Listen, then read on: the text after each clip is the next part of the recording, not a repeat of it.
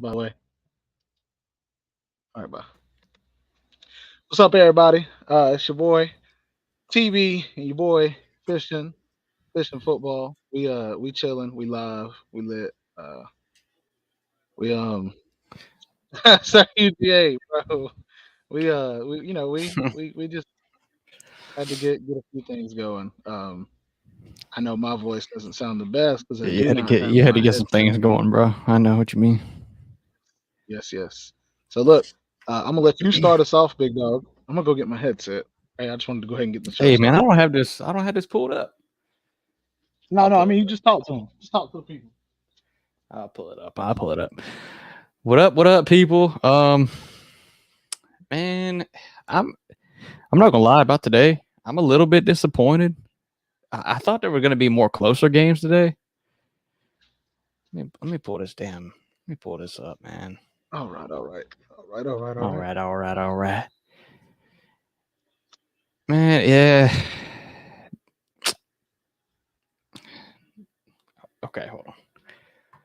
See if this works now. The South Carolina and the A&M game is probably the closest game of the day, which is kind of crazy. So the Texas A&M end up scoring. Yes. Shit slow as hell. I'm watching Alabama. Lupita. I don't know what that means, but Lupita. What's up? Peter? Um, I've been watching a little bit of this Alabama game. All right, I'm putting this on. Yeah, the Alabama game ain't even worth watching. They're blowing Mississippi State out. Well, and I figured their defense would come back fighting after what happened last week. You would think that'd be a point of emphasis for this week. What's up, sir? UGA. Yeah, I did too. I did too. Coastal champs. Oh, let's go. Are they Yeah, really? man, it's You South being for real? Carolina 17, A&M 14. A&M is so bad on offense. It's unreal. I mean, it's unreal. I wanna I wanna know if is NC are they really the Coastal champs? Well, no, not yet. No. Who all is in the Coastal? Syracuse um, is the main one that dropped, so that may be why he's Gotcha. saying that. Okay. What about Duke beating Miami? Yeah, Duke beat Right? they beat the 'Cause brakes off that was Miami, a man. I hate that. I heard You Miami's want to hear supposed to be some pretty good. inside information? Yes, please. Are you sure you do? Yes. What is up, traveler? Uh, Miami had 8 turnovers. 8 turnovers. Does that mean Eight they turnovers. turned the ball over 8 times? Yeah, they didn't turn over 8 times. They turned the ball over 8 times. Yeah, 8 times.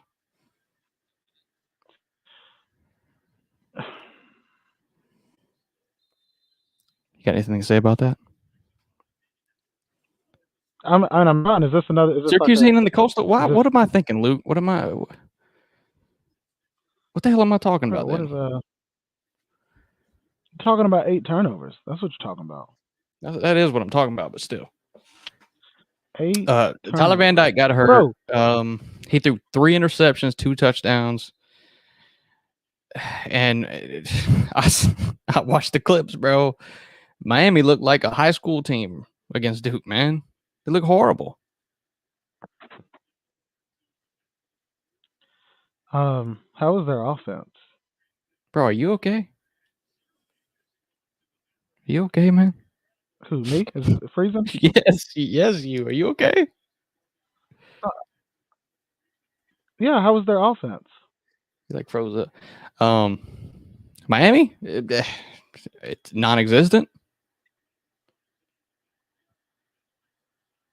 It's freezing because I'm trying to go to my email. That's why it's doing that. Okay, we just won't Okay, I worry see. about it. I'll get it down, guys. But I was saying that because you've been the main one to tell me that Miami's offense is really good. No, no, no, no, no, no, no. Yeah, you've told me that Josh Gaddis is really like he's amazing. Yeah, nah. And don't get it twisted. No, sir. Gotcha. Okay. Well, Josh Gaddis is terrible. while this is Terrible. going on,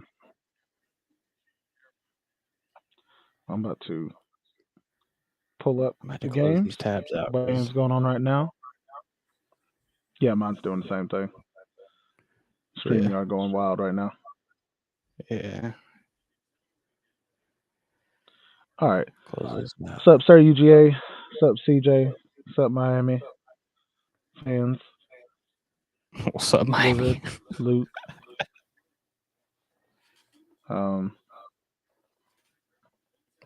Luke said don't let him hit. Luke, me and Slim been into it all afternoon about it, and Slim don't want to admit it. It's unfortunate. What's that? That Josh Gaddis is horrible. Slim just doesn't. He ain't got no interest in it. Well, I guess we'll start out with this one while I'm pulling up the games. Clemson versus Syracuse. Please, sir, tell me how you feel. What a damn game, man. Clemson turned the ball over 4 times. DJ turned it over 3 times. Syracuse turned it over 1 time. And the only reason that they turned the ball over was because they were in crunch time trying to score to beat Clemson. So Syracuse played a pretty perfect game. But that kind of does tell you a lot, too, about Clemson, because Clemson beat them 27-21, turned the ball over 4 times. And if I'm correct on this, Syracuse was up 21-7, 21-10, I think. No, it was 21-10 at halftime.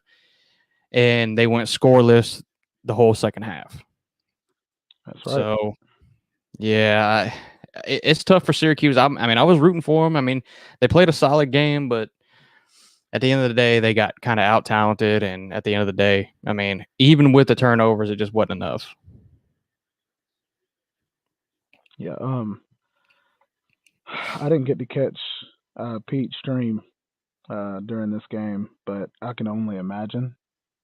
First off, I think the thing that was most frustrating to me was watching DJ and then watching him get taken out, seeing Cade get put in, Cade bring them back, win the game, and him still tell everybody that DJ is still that guy, still the starting quarterback. And I'm like, well, it's a little tough for me, bro.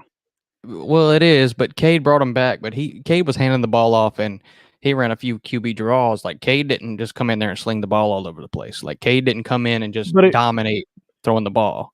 Agreed, but he also didn't throw interceptions and make bad decisions and fumble the ball. Like that is true. But my point is, if all he was doing is handing the ball off, why didn't you leave DJ in? That's my point. Well, yeah, that is true. Maybe it was just a breath of fresh air type of thing. But when Cade had the ball in the pocket, like, he would hold on to it too long. It's like kind of like he was afraid to make the mistakes that DJ was making, so he was kind of holding on to the ball too long and then running outside. Sometimes he got sacked.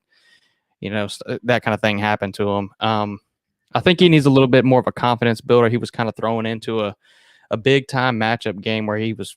You know, they expected him to come in and pretty much save the game or win the game for them. So, you know, the situation type thing, I'm not going to hold against Cade. But at the same time, I mean, he didn't. It's not like he played perfect. He definitely didn't. But the 2-point conversion that he threw in the end zone was a really good play. I mean, he did make some good plays, some good runs and stuff like that. But, you know, you just can't expect too much from him in that kind of situation. Yeah. I agree completely. I was very disappointed in Clemson's defense. I don't know. I felt like we all. I don't know. I think it surprised all of us. I'll just say that. I love Syracuse's play calling. I love their offensive coordinator. I love the scheme. I love all of it. But it was very odd to see Clemson give up that many points, especially in the first half. So that's one thing we keep seeing every week. I mean, tell me what you think. Yeah, I mean, so far this year, I mean, Clemson's been a second half team. we've seen how many games that Clemson's won within one score possessions, and this one was no different, really. Like I said, they were down 21-10 at halftime, and then pretty much shut Syracuse out in the second half. But that's just kind of how Clemson's been playing this year, and kind of just is what it is. I mean, they're not blowing teams out or anything like that. It's just kind of Clemson's identity this year. Well, and I did give credit to Clemson. They're doing this without the starting offense, or not. They're doing it without the defensive coordinator. I know they have a co-offense coordinator who's now the sole offensive coordinator, but still, I think that's kind of my whole just question mark is you beat an undefeated team, so give you props for that, but you definitely see the areas that they continue to struggle in, and it's like, is it going to make or break them? Yeah, and that stupid QB run that they do with DJ. I mean, sometimes it works, but at the same time, they do it on like 3rd and 2 or 4th and 2, and it's like, what the hell are you doing? They do it every time. Yeah, I mean, and you could just hand it off to Will Shipley or what's his name? I forget his name now. The other running back, Kufa, whatever. I forget his name. But you can hand it off to either one of those on 3rd or 4th down, and you probably get the first down. But they run QB run sometimes, and it's like I don't understand. I'm gonna go over the games that are going right now, and then we'll get back to it. But just want to throw them out. You have Kansas State versus TCU at halftime. Kansas State is up 28-17. You got Penn State up in the third quarter over Minnesota, 17-10, and Bama 24-0 at the end of the third quarter. So, yeah, that's about it. Right? Yeah, and not many close games. What's Penn State versus Minnesota? 17-10. Yeah. Okay. I think Penn State will probably blow that open in the second half. Me too. Yeah, me too. So still 17-14, South Carolina. Two horrible offenses. Man, this game is just not too good. There's still 3 games that are going to be played tonight too. Washington at California. And that's right. Ones. It's going to be a late game. Yeah, late. That's late. Okay. Well, I'll get to some of these games. Tell me what you think about them. So, all right, we've already gone through the Clemson Syracuse game. I do want to go through and see the stats for Clemson. DJ 13-21, 138 yards, 2 interceptions. Will Shipley 27 carries, 172 yards, 2 touchdowns. And Maffa, the other running back, 18 carries, that's what I was thinking of. Yeah. And he had 1 touchdown. It's like your run game literally just dominated today. That's wild. That's impressive. I mean, I didn't really expect anything less. Interceptions all over the place in this game though too. I think there was 3 interceptions thrown, 2 or 3 total. Yep, 2 from DJ and 1 from Schrader. Yeah, it's wild, bro. That was a good game though. That was a good, fun game to watch, especially not being a fan of either one. Okay, here's another one. What's up? What are you about to say? Oh, done. No, you good. Tennessee versus Tennessee Martin. Small school. How about Tennessee scores on the opening possession of the game to put them up 7-0, and then Tennessee scored 51 unanswered points. Yep. They even put Joe Milton in the game, and I mean, it's not like the offense went crazy, but I'm sure all the other backups were in too. So, now they did. I guess the defensive backups were in too, because UT Martin did come back and score 24 from 7 points. So, which is understandable. I mean, Tennessee's got a terrible defense as it is. So getting the backups reps, I mean, let them give up points. Just get them experience at that point. You know what I mean? Agreed. Yeah, agreed completely. Will somebody check and see if Luke is okay? if Maria Martinez is okay. Somebody check on her or him. Yeah, somebody check on them. They, them, Maria, please. he, she. Yes. Here's another one: Iowa versus Ohio State. The game started out, made you think it was going to be a good game. It was did, yeah. 7-3, I think. At that point, what's up, True? Yeah, it started out that way, and then Ohio State never looked back, dude. And you told me. I literally, when I was watching this game and I see Iowa's quarterback run out onto the field, and I'm like, here comes here's Petrus. Here, this dude, I've heard Fishing tell me time and time again, this dude is terrible. Let's give him a chance. The very first play of the game, he threw an interception, and I was like, he's horrible, man. Yep, he's terrible. like, there goes his chance. That's you know what else? You know what I found out before this game too, though, and I don't think it probably has changed, but Iowa has the second worst offense in the country out of every single team. Wow. Every team. Wow. They are horrible. And 7 of their points in this game came from a strip sack fumble, and they took it for a score. So, I mean, it's not like Iowa actually scored, what was it, 16, 20, something, whatever it was. It's not like they actually scored that much. 10. Yeah, they just scored 10. The only touchdown. So they kicked the field goal and they got a strip sack fumble. Well, and I saw one of the. They're so bad. One of the. Oh yeah. Well, and one of the analysts was like, if you're a walk-on out there, you're thinking about going anywhere. He said Iowa may be the place for you. I was like, yeah, you can play immediately. Right. Immediately. Yes, they taking. I'm saying you'll be good, but you can play immediately. You ain't even got to play football. They just if you play soccer, yes, screw throwing it, bro. We'll just snap the ball and then kick it to you, and if you catch it, cool, let's go. Yes, that should be a new offensive scheme, a new strategy. Now, I did like what Syracuse was doing to Clemson, that fake pitch and the quarterback scramble. Like, yeah. I thought that was really neat, dude. That was it's a lot smarter than a play action pass and then taking off running. But they did do that a few times, and Schrader gashed him running the ball a good few times too. Yeah, he did.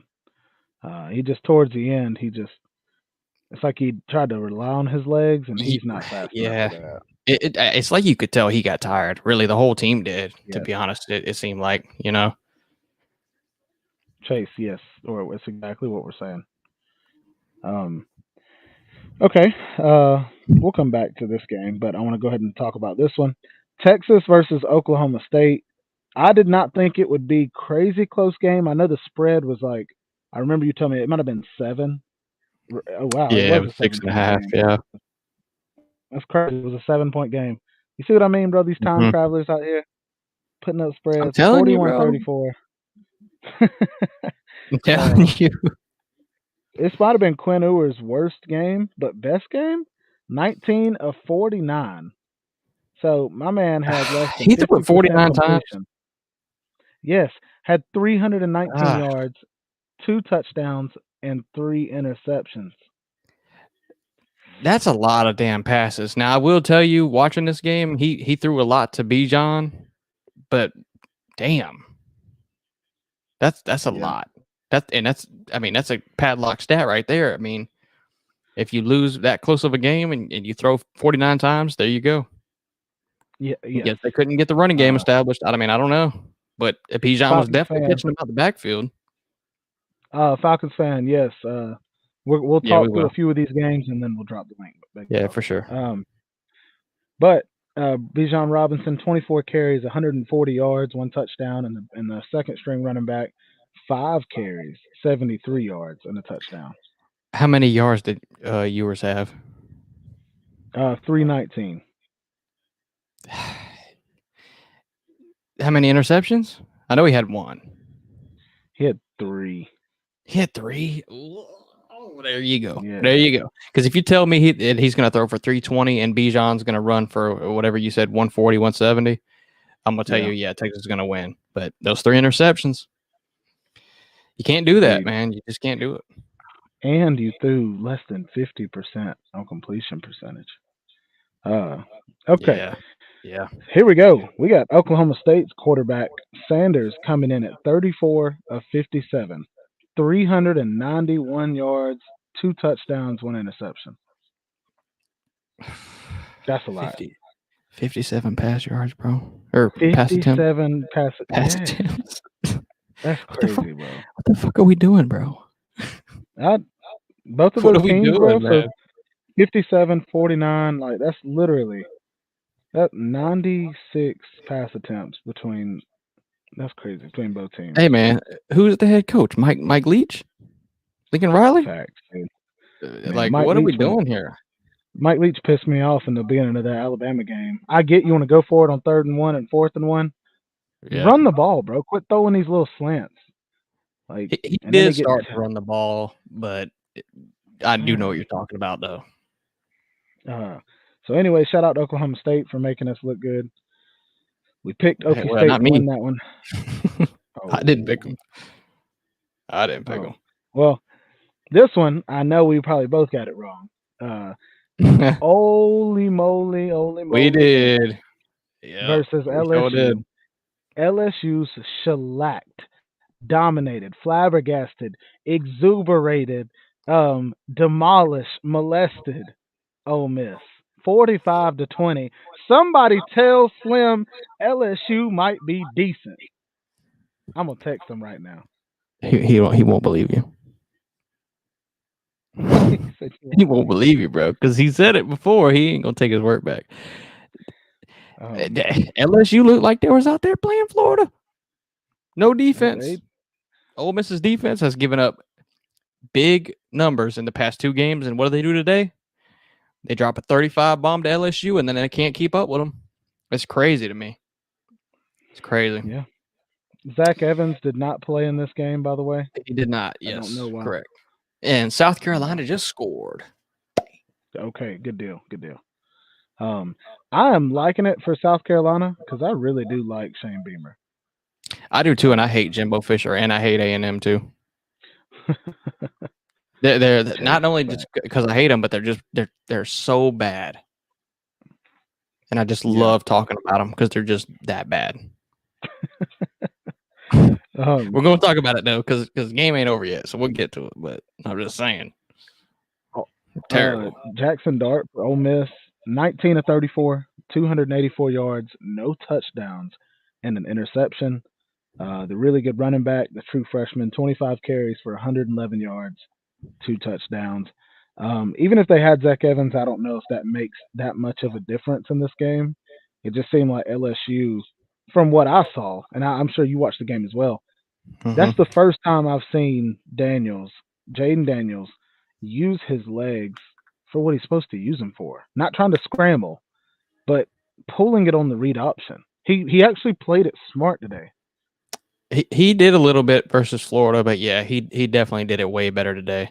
And what did we talk about when we were talking about this game? Like as a preview, I said, look, Jackson Dart is serviceable, but every single game he makes the one interception. The one interception. He and makes the pass. Make one interception. Yeah. You make that interception and then you don't throw any touchdowns along with it.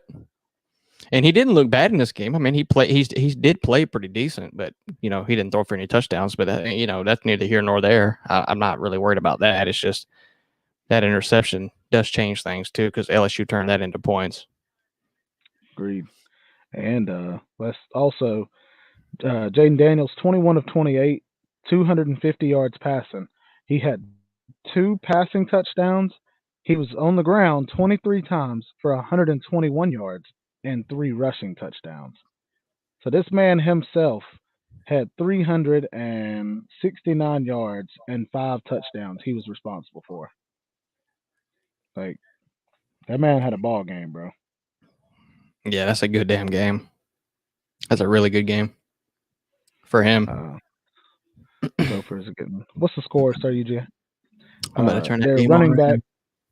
There are 2 running backs. One had 17 carries for 76 yards, and the other one 8 carries for 55. So it seemed like they actually put the ball on the ground a lot today. So you ended up with over 240 yards rushing on Ole Miss, who is shown to be a strong. I don't know. They've shown to be a strong, like, rush defensive team. Yeah, but quarterback run is, it's a whole different monster. Agreed. It'll get you, and it sure did get them. Sure did. 250 passing yards, 252 rushing yards for LSU. Talk about being balanced. Yeah. How many rush yards for Jayden Daniels? 121. See, that's half the damn running backs. I know. So, you know what I'm saying? Yeah, I thought that was I'm happy for him because I mean he was getting a lot of people talking, bad on him, which he did play terrible. He did deserve it, but now this man's stepping up. Okay, on to probably my favorite game of the day. This man has been drugged through the mud 50 times a week. UCLA versus Oregon. Bo Nix went off today. 22 of 28, 283, 5 touchdowns. He did, bro. He went off. I watched this game. He absolutely went off. Yes. I mean, I thought he was reincarnated from when he was a freshman or something. I mean, he went the hell off. The running backs ran all over UCLA as they pleased. Every receiver seems like they got open downfield. I mean, and me and you both talked about how much we liked UCLA, and I still do, but they just got their defense got ran all over in every way possible, throwing and passing. I mean, they just did. And I want to say, I don't know. I want to say that I picked UCLA because I was trying not to be biased for Oregon. You did, yeah. That's exactly what your words were too. Yes, I don't want to be biased for Oregon, but I'm gonna pick UCLA. But I was really impressed by Oregon to see them continue to put it on UCLA later in the game. I thought it was funny to see UCLA try to score at the very end to make the score a little closer. Yeah, I thought that was kind of funny. It's like, man, y'all just got drugged. Yeah, they got drugged. UCLA's running back though had a heck of a day. 20 carries, 151 yards. Oregon, their running backs, one had 19 carries for 100 yards or 107, and another one 12 carries for 73. Bo Nix actually had 51 yards rushing himself, so pretty cool just pretty cool to see Oregon finally getting the respect they deserve. Yeah, Zach Charbonnet for UCLA is no joke. I mean, he's going to be a second round draft pick probably at running back. I mean, he's the real deal. Like, he's really good. Like, he's Sean Tucker type good. Like, he is really, really good. Fun to watch. Did you watch? Have you turned on any of this TCU Kansas State game? No, I was watching the Alabama game before we started the show, and then I just pulled up just different scores and stuff. What are we looking at? UTSA, what's the score? Well, the score is 28-17. Kansas State is beating them. But I had it on earlier, which I'm not going to turn it up now, but it's on my phone. But TCU's crowd is loud, really? Loud, like crowd pumping music in type loud. I mean, it's kind of weird. Okay. I'm gonna have to look at that. Somebody, if anybody's got that game pulled up, I mean, TCU is just loud.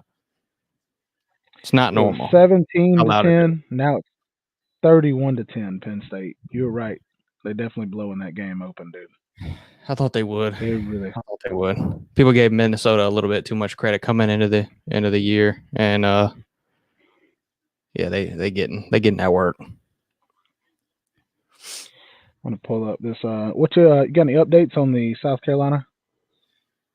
Same thing. 24-14, I believe. Hold on. Yeah, 24-14. A&M is punting. What a surprise! What a surprise! That's crazy. Mississippi State's A&M's punting as offense well. is so bad, man. Oh my god. I don't know what they have to do either. I think Jimbo's Dude, got to relieve the duties of him calling plays. he does. Something. He does. He 'Cause definitely he's just does. not getting it done. I mean, he's got a 5-star quarterback sitting on the bench. And he's had multiple. Yeah. Look at him. What are you doing? Anyway, I mean, the amount of talent that A&M has, and they're that bad. I mean, it's pathetic. It's really, really pathetic. Chase Wood said UTEP blocked an extra point, and the guy's helmet came off, and he got a flag for being involved in the play. I saw that. It's like you're supposed to. If your helmet pops off, you're just not. You're supposed to. You're just supposed to walk out of bounds. Don't be involved in the play. It's like, bro. Yeah, that's not when the game's on the line. I'm not doing that. Yeah, bro. I mean, that's crazy. One thing I've been impressed with by Mississippi State, and it may just be that Bama's starting to slow it down, just a run clock. But in the first half, I'd say second quarter and beginning of the third, Mississippi State really turned into a cover 3 team where they just backed everybody up. They were just literally blitzing 3 players the whole time and just making Bryce have to, pick and choose where he's throwing it. Now, Bryce Young's really, really good, so it didn't throw him off too much. But I could tell it just really took away a lot of the explosive plays.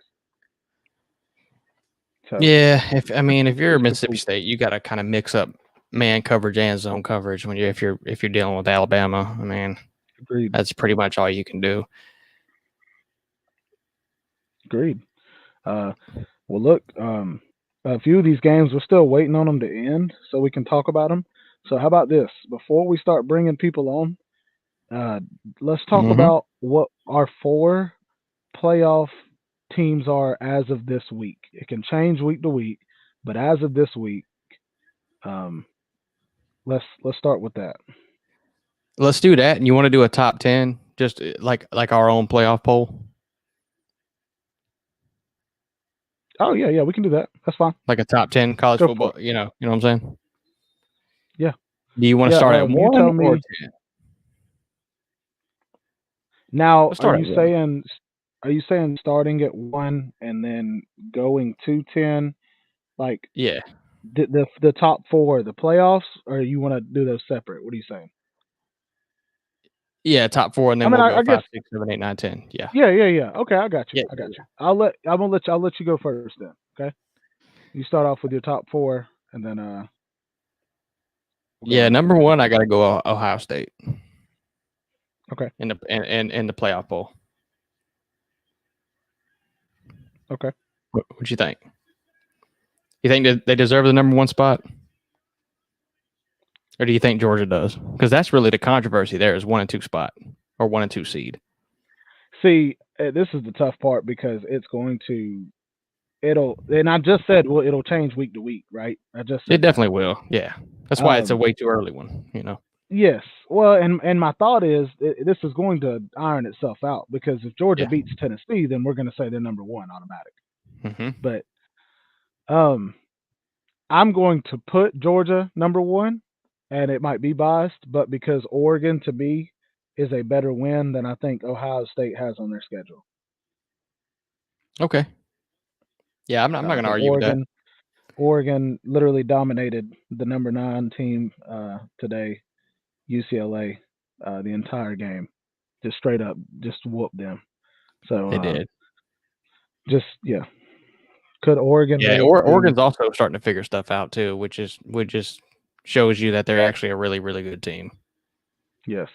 Chase Woods, that's a good question, sir. But okay, so I got Georgia 1, you got Ohio State 2. I'm sure we're both flip flopping. Yes. So you probably got Georgia 2. I got Ohio State 2. Mm-hmm. Okay. So we got our 1 and 2s. Hot. Well, you know what? I know it doesn't count. I'm putting Tennessee. Right now at 3. Oh boy. Yeah, I think they're 3 on the. Oh my goodness, bro! They just cremated Bryce Young. They cremated him? God dang, son, on the field. Like turned him into ash, bro? He got the ash knocked out of him, bro. he got his ass knocked down. I mean, bro, they hit him hard. He got back up though, so I'll give him that. Anyways, number 3, I'm gonna go Tennessee. I know they're ranked that in the poll, but right now they've proven to be a super firepower team as far as their passing game. And watching Mississippi State, who is a pass happy team, get shut to 0 right now with that goose egg, that makes Tennessee look even better. So yeah, I agree with Tennessee at 3. I do. And like we said, I mean, these are going to change, but as we sit here right now, before Georgia plays Tennessee, I agree with Tennessee being number 3. They beat Bama. Now it turns out Bama isn't amazing, but still, you beat Bama. Bama was ranked number 2, I think they were ranked number 3, but still, you beat the 3rd ranked team in America. You take their spot. So I give them number 3. Yeah, I agree completely. Who you got it for? Starting to get tough. I gotta go Michigan. Michigan's win against Penn State was one of the most impressive wins out of the Big Ten. That's including any team Ohio State's played, even though I have Ohio State ranked higher. They have a better win, and pretty much their whole schedule has been nobody's up until Penn State, but then they just blew out Penn State. And they actually, if you really watch that game and look at it, they could have been they pretty much could have blew Penn State out, other than a field goal, maybe just one touchdown. I mean, they dominated that game. So I gotta go Michigan for number 4. That's tough, man. Yeah, especially after seeing what I saw from Clemson today. Man, that's tough. Think about it. Oh. Think about the talent composition of Syracuse versus Penn State. If this is what you're having a problem with, Syracuse has nowhere in the realm of talent that Clemson does, and Clemson won by 6. Michigan absolutely, they're both in the same talent bracket pretty much, and Michigan absolutely killed Penn State. No, I'd completely agree. There's That's a the bit way of I look at transitive. it. There's a bit of transitive property in that, but when it comes down to the talent part that you said, that's 100% facts. Yeah. That's so. But for me, my question is, are we taking away from Bama too much? Did Bama just have a few up and downs, and all of a sudden, then, I mean, at the end of the year, are they going to start blowing teams out, and people go, "Oh yeah, well that's Bama. That's what they're supposed to do." Because it's like, is Bama not good, or are they good, or are they going to get hot towards the end of the year, or are they not? So for me right now, I'm gonna go Michigan, even though I think Bama versus Michigan will be a good game, and I think Bama would win. But where they are right now, I'm going Michigan. I think Michigan, and then for me, at 5, I'm putting Bama. Putting Bama ahead of. Oh, you're putting Bama at 5 over Clemson, especially after what I saw today. Oof. Yes, Bama would literally serve Syracuse on a platter with an apple in their mouth, bro. That wouldn't have been no. They wouldn't have been down. You're definitely right about that. You're definitely right. And like you're talking about how we're kind of setting Bama aside now that they've had a loss. I mean, I get it in some aspects. At the same time, Bama has been exposed of their weaknesses. The secondary, it's got to be the right personnel that can expose it. Because like we said, you look at Mississippi State, they're a passing team. They're amazing at throwing the ball. But Mississippi State just can't do it against Bama. You look at Tennessee, Tennessee has the personnel. They're a throwing team. Ohio State, I think they have the personnel to do it against Bama. But I don't know if there's very many other teams in the country that could expose that. So I do agree with that. We're putting in Bama over an undefeated Clemson, even Bama with 1 loss. But if we're talking about who I think is better, I would agree with you. Yeah. Yeah. No, Yeah. they don't. East Coast, no, they don't. We just having fun with it. It's you know. So that's at 6. Not not the transitive property. No.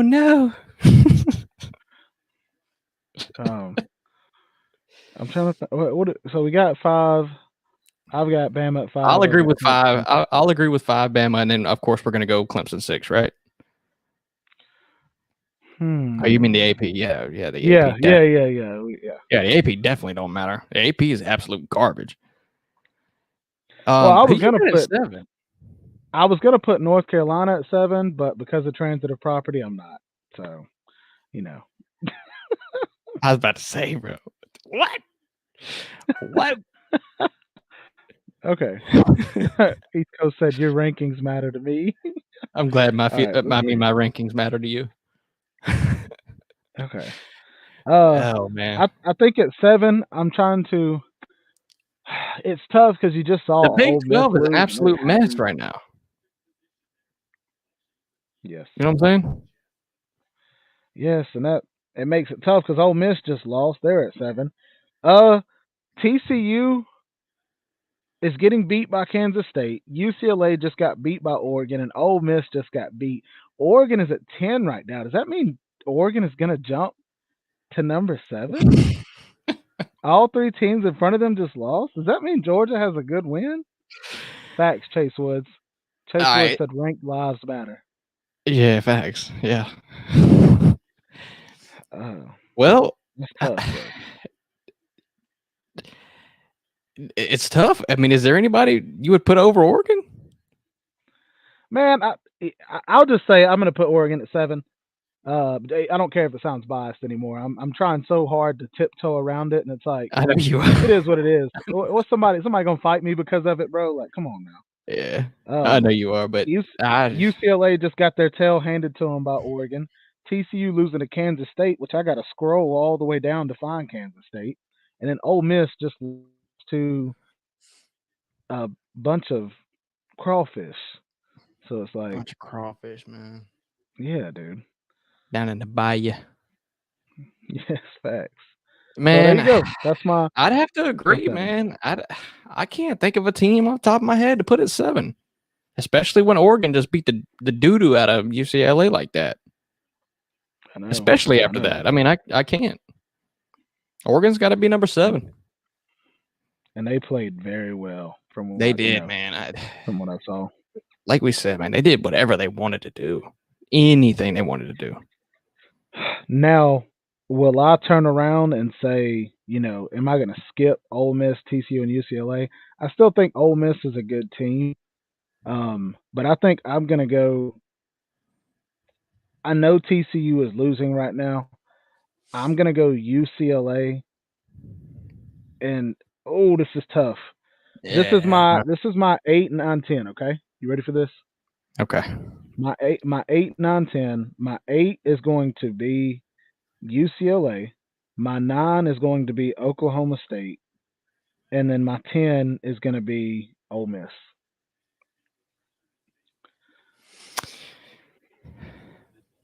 My 8 would be Oklahoma State after beating Texas. My 9 would be TCU.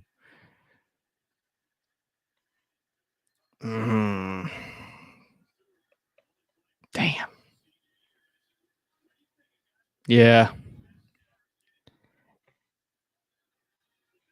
What other team did you say? TCU, Oklahoma State. I think Oklahoma State definitely is a good. Ole Miss. State is definitely man, I don't like putting Ole Miss at 10. Losing to LSU like that, I don't like it. Yeah, I got you. I don't like it. Let's see. Damn. I guess I have to. I mean, who else? Luke said you can put UNC at 10. Well, that ain't gonna happen. They're number 22 right now. They could jump. Yeah. No. Yeah, I'll have to. Man, that's terrible. You know what? Give me Duke at number 10. Where's Duke at? Give me Duke. Oh, you know what? Yeah. Give Duke me was Duke, ranked bro. 64th this past week, and I could see that. Okay, after beating a good okay, Miami team. Luke, yes. Thank you for reminding me. Yes, I'll put Wake Forest 10. Yes, that'll be my pick. Especially with how they I play. knew there was something I wasn't thinking about, and so there it is. I like the Oklahoma State. I do like that one though. Yeah, after beating Texas, they barely lose to TCU. I think so. TCU. Yeah. I like Oklahoma State 8, TCU 9, and Wake Forest 10. Okay. I like that. Guys, we're going to start putting the link in the chat. Nate, if you will show me your face, sir, and if you can, I need you to draw a red T-Rex on a piece of paper. That way I can know that it's you, and I can bring you. Our red T-Rex, Oh, he bro? got on a red shirt. I'll take that. Yeah, he's got a red shirt on. What's up, y'all? What's up, Nate? What is up, my boy? Not much. I won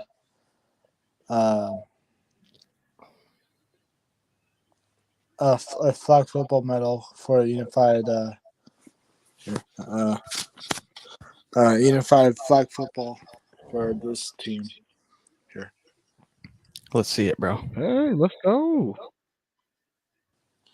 In unified, is that what it says? Okay. Yep, it's unified. Yeah, for Special Olympics. Nice, bro. Let's go. How many touchdown catches? I was just about to. 0, but I was wide open a lot of times. So, it's just the quarterback didn't really get the ball to me. But hey, you won. Yeah, I did. I actually ran the ball. I was happy for like 3 plays. Hey, trying to track UJ, people. come on. And trying to track people over. I'm just kidding. I can't do that. You did run the ball some? Yeah, I did. Yeah.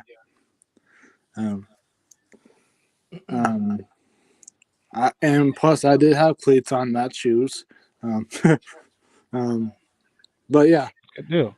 So, UJ, we show me your face real quick. You can get going, Nate. You're good. No, you're good. I was trying to remember. I actually threw the ball once. Almost got a touchdown with it. It was a really wobbly ball, but I was trying to, do a dime, like a good throw. But yeah. Did you said you threw a touchdown there? Almost did, but the receiver didn't catch it. Would you say that you were a better passer than JJ McCarthy? Yes. Just kidding. But you guys were talking about. Yeah. Go ahead. No. You were about to say what I was going to ask. What you think about us putting Michigan at 4? I'm fine with it. I mean, it doesn't matter until the week after next week. But but I do agree for the early playoff rankings with you guys. I'm fine with putting Michigan at 4. I don't know who's 3. Probably Tennessee. Michigan should be at 8. Oh God! It's like saying Georgia should be at 10th. Georgia should be at -3. That's worse than Jesus Christ. No, they're at 1 right now. -3 is much better, Nate. Well, if you think about it the other way, it's bad. It's worse than positive. UTEP at 8.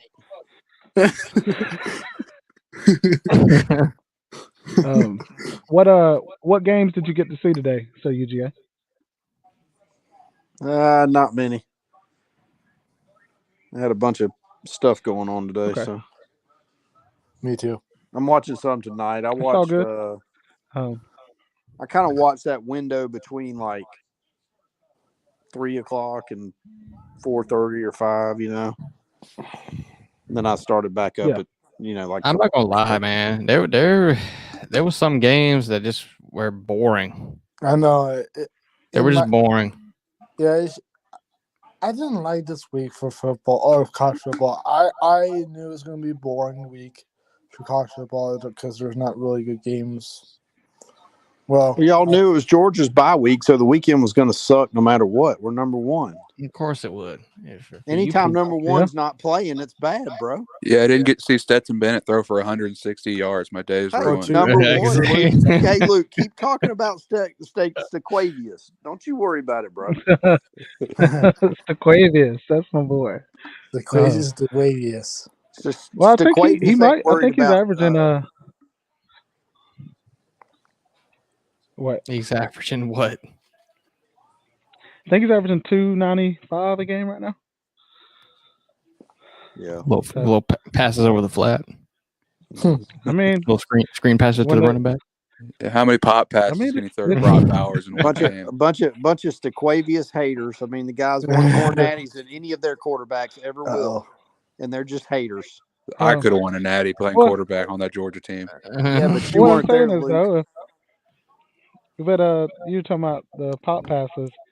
We don't got to get into this because we could go If for it 45 minutes if on it this was shit. easy, if it was easy, then everybody would do it. But there are people Hey. that can't even do those pop passes, Yeah.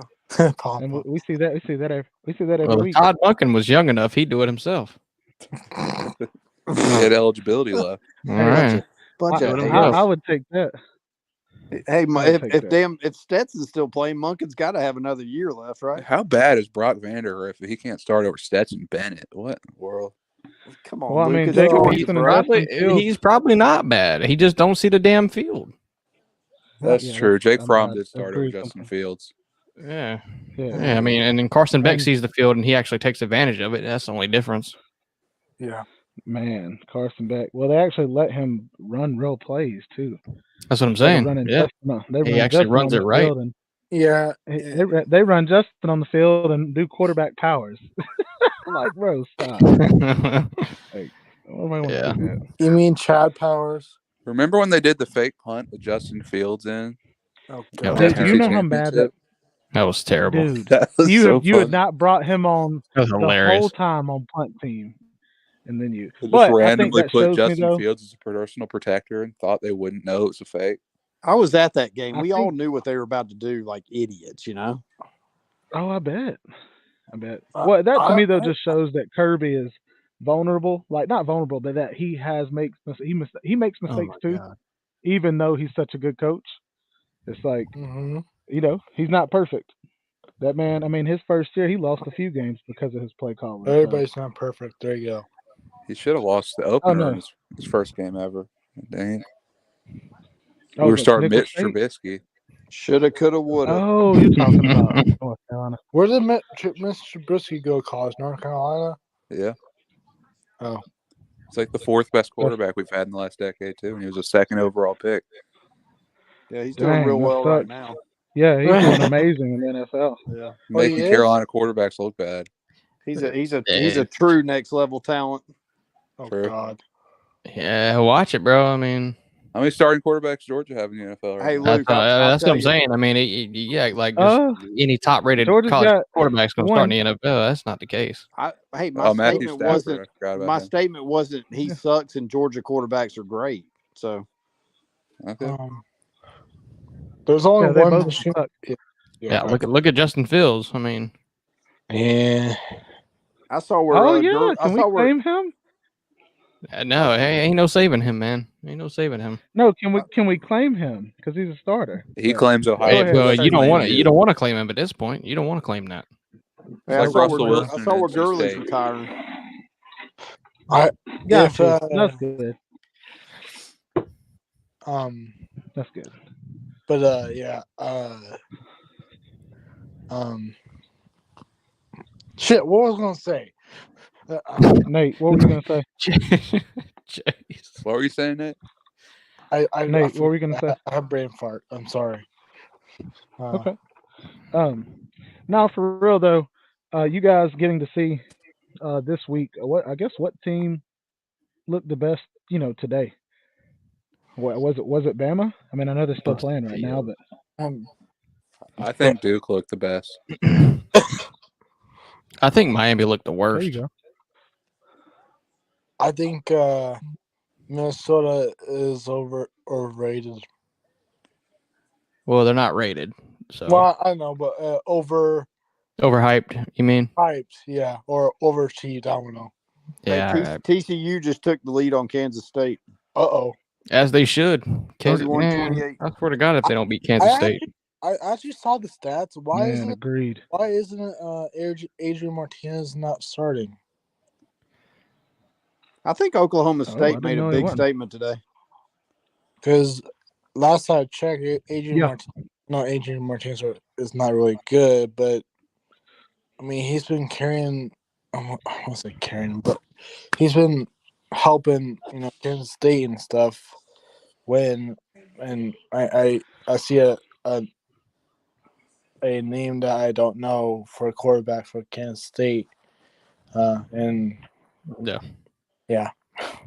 Well, and, Yeah, and you made a good point. Though, Oklahoma UJ. beating Texas is definitely a good win. I mean, their defense definitely you disrupted yours today. So you think Oklahoma State still had that scheme from Knowles? You think, or no? probably not the same scheme, but they've got some things from that, including players. So Oh, okay. I think that helps them a good bit.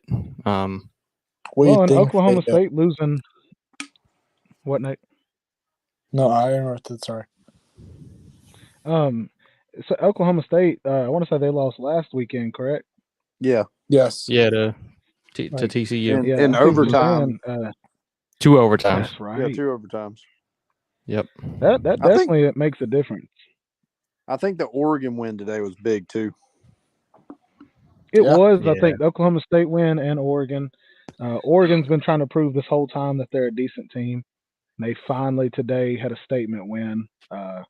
Same thing with Oklahoma State. They're trying to prove that with just one loss, they're not out of it. They're No, trying. I don't think Oregon's out of it at all. Out of what are we talking? They're out of the college football playoff I say, conversation. I know, but I'm saying out of just, that's I don't know not. about I'm that. saying out of being Now they Technically play in the true. Pac-12. They're not going to get put in with one loss. If they win the Pac-12 conference with one loss, beat USC, they'll be in. They will not get in. I bet they will. No, they'll put a 2-loss SEC team in instead. No, they won't. Yeah. Well, hold on. No, they won't. They won't put a 2-loss SEC team in, but they will No, they'll put in a- Alabama after they don't. Put in Tennessee after they don't win the SEC East. So let's run through that scenario. So they'll put in the SEC champion, obviously. ACC champion North Carolina. Whatever. The ACC champion, which is going to more than likely be Clemson. If it's not Clemson, there may not be no team from the ACC getting in, which then would give 12-1 ACC champ. Is a 12-1 ACC champ. Yeah, they would get over the Pac-12. Yeah, that's what I'm saying. But is Wake Forest done for their? Never mind. Sorry. yeah, they're done. They're not getting in. Unless Clemson somehow manages to choke the division, Wake Forest won't get in. Yeah. Ohio State is likely going to go undefeated. If they don't, you may actually They still see got two. Michigan. Yeah, if Michigan beats them, you may see 2 Big Ten teams. In that case, I that's don't a I don't know if I possibility. could handle 2 Big Ten teams and 2 I SEC don't know. teams. Yeah, I don't. Yeah, that'd be. I mean, it's a brutal. possibility. I would like that to happen as a Michigan fan, but I don't see Michigan beating Ohio State though. Whoever wins the Michigan Ohio State game will be undefeated, and that team will get in for sure. Right. Unless they Let me, somehow manage to lose to Illinois. Let me pull a golden blue dude on you real quick. Uh-oh. If Michigan and Ohio State both get into the playoffs and 2 SEC teams get into the playoff, is that gonna They can't expedite though. conference They can't, realignment to 2 super conferences? But they can't both get in. They can, Well, though. They can. They can. That's the thing. They can. Last year, Ohio State, it was the same scenario last year. Ohio State lost to Michigan. Michigan got in. Okay, but Georgia and Alabama both got in. They played each other like in 2017. I think. But you It's know di- though what it- has to every happen year though, this is guys. different Listen though. though. Yeah, I know. I just But saying. what I'm saying is the perfect scenario though, Nate, it depends on what their rankings are at the Right. time Yeah. I think and if where they can Michigan be at beats the end. Ohio State, there's a real chance there's 2 Big Ten teams in. If it's the I other do, way around, yeah. they're not getting in. Yeah, I do too. Yeah. Yeah. What were you gonna say, TB? No, that was it. I was in the ranking. That's what happened before. You know, Bama ended up not going to the SEC championship game. We play Auburn. We beat Auburn. Bama ends up not having to play in the SEC championship game. Makes it to the playoff. So it's like I But think all it just this relies on Clemson depends not on winning out. ranking, how the rankings can help you out. So let's say Yeah, and after watching today, I No. don't know how confident I am in that. I mean, they've just run through the toughest teams in the Atlantic. We got like Louisville and South Carolina left. Oh yeah, those teams are. there's so many scenarios that could They happen, but play I mean South the Carolina. likelihood. I forget. They play South Carolina, my boy. Oh, Who? that's gonna be a game, bro. That We say this every year, Clemson, and then Clemson beats the doo-doo out Clemson of them. versus South Carolina. They're Yeah, but no, South come on. Carolina's not been good in 30 years. And they South still Carolina ain't. finally has been playing well this year. No. Clemson wasn't that good last Stop year. They it. beat them 30 to Stop nothing. it, bro.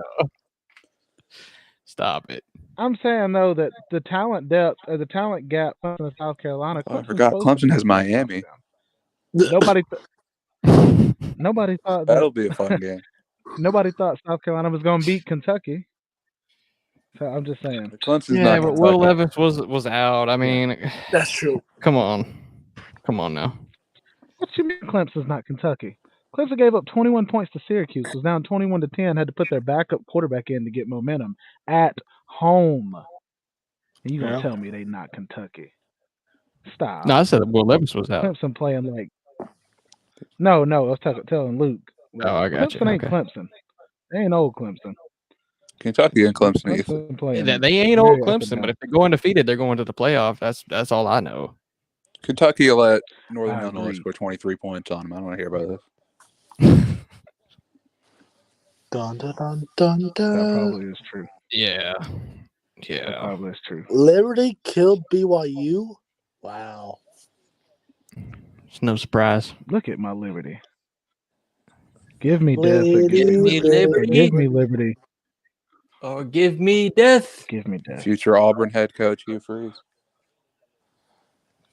One could only hope. I mean, really, one could only hope. That's probably the best fit they have. It's the best shot they got. Mississippi State right now. Might be the only There's person 30 desperate enough seconds to go left to in the fourth Auburn. quarter. Facts. Yes. And agree about to with that. score. Y'all, Mississippi State is trying to score right now. There's 30 seconds left in the game. Mississippi State's trying to score so Alabama doesn't get the shutout. And Garbage time good points. defense. I just know it's been First and goal 24-21 right South now. Carolina and A&M for like 20 minutes now. South Carolina really let Texas A&M score 3 touchdowns on them. Yeah. But it's okay because they returned the opening kickoff, Oh. so they're winning. Oh, Nick Saban is going nuts. I'm gonna rewind this real quick so y'all can see this. Let me full screen myself. He's mad because this is gonna allow them to. It's gonna set them up to score. Hold on, if it'll even put me on full layout.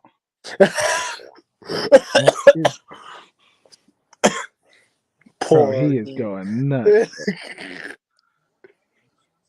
I can't. Yeah, bro. When Nick Saban goes off, I laugh so hard.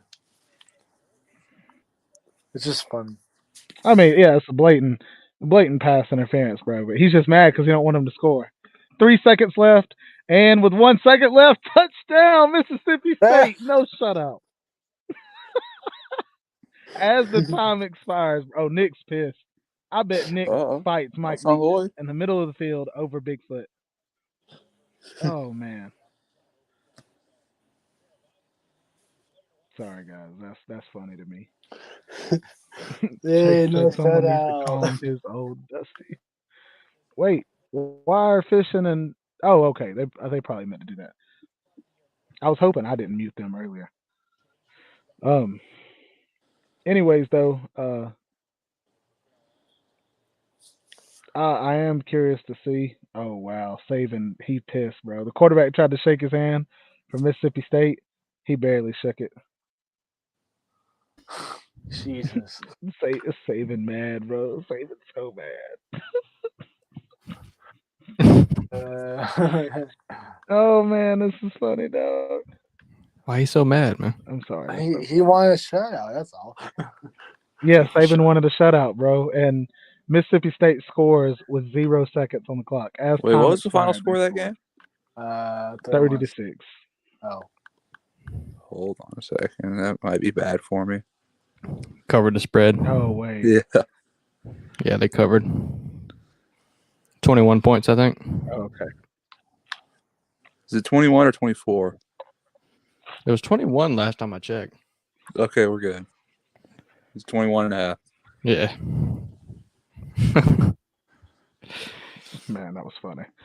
But yeah, I guess what are some good games coming up for our teams? I mean, I know Fishing and Sir UGA, me, we got Georgia, Florida next week. But Nate, what about you and Luke? What do y'all have coming up?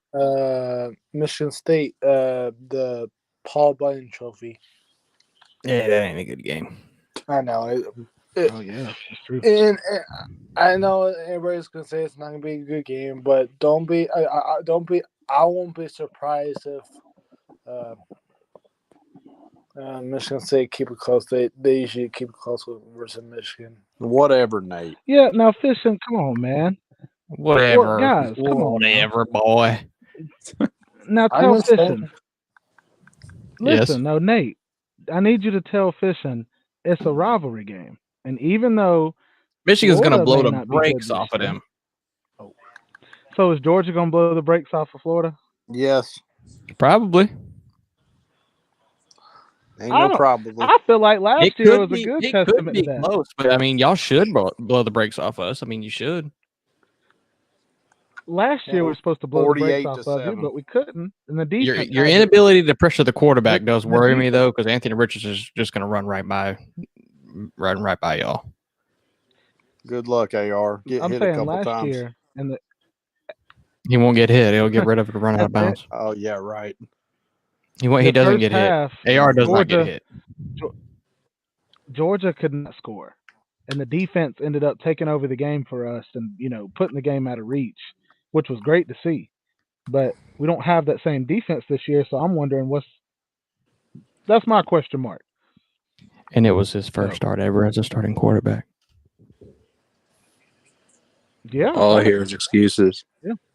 That's not excuses. I mean, it's not excuses. We got drugged last year, like we should get drugged this year. I mean, it is what it is. I think mean- this game will be closer than people think. I don't think it'll be a 10-point game, but I don't think it's going to be like by 50. Well, which one, the Georgia game or the Michigan game? Georgia game. I think Are they y'all will beat wasting the Michigan 3:30 State TBS by slot? more. Yeah. Hold on, y'all. Let me get my. Are they dog real wasting quick. it?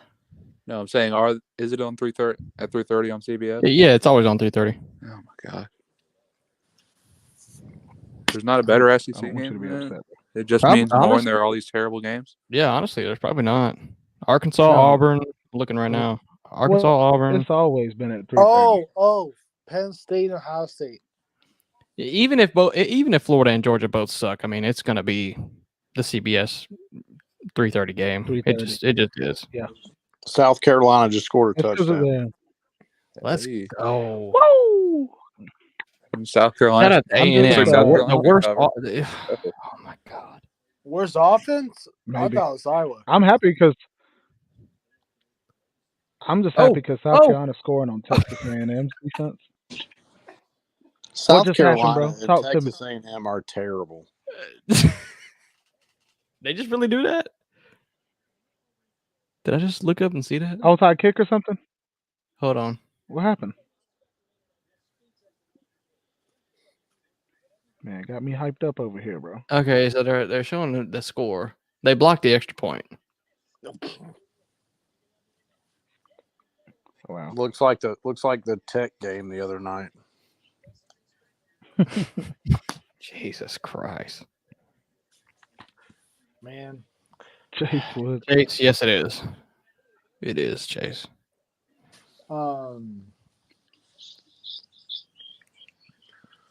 Here's my score prediction for the Michigan game. 38-17, Okay, hit me with it. Michigan.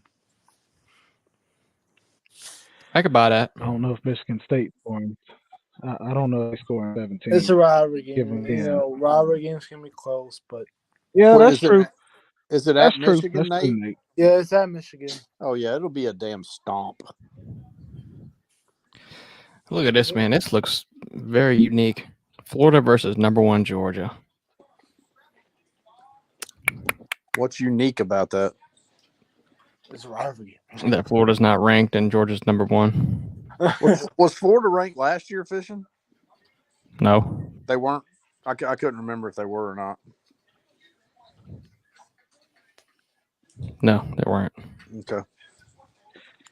Florida also I wasn't wanna good say last they were year, and they had a head ranked coach earlier that in the didn't give a season, shit. So Yeah, they were also ranked in the preseason last year too, and everyone knew they shouldn't have been.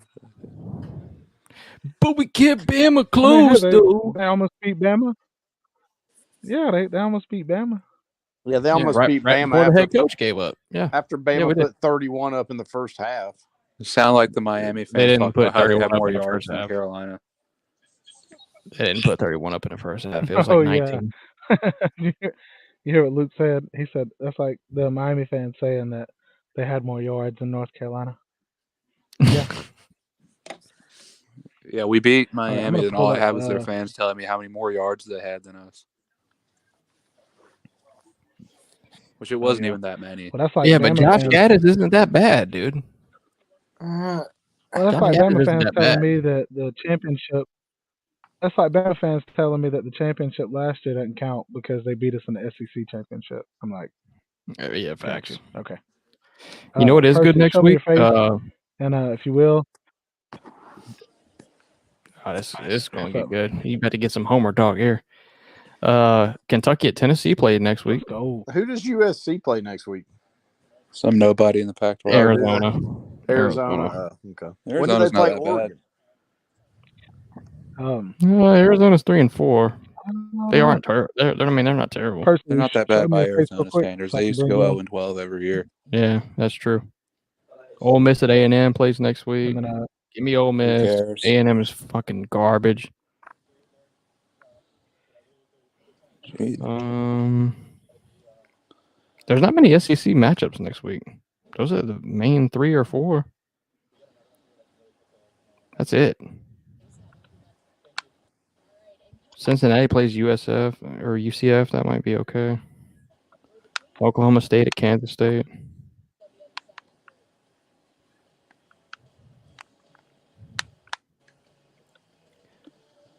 It's hard to follow up last week with this week, and then you look at next week too. I mean, there's better games next week or matchups, but other than that, I mean, it's hard to kind of follow that up.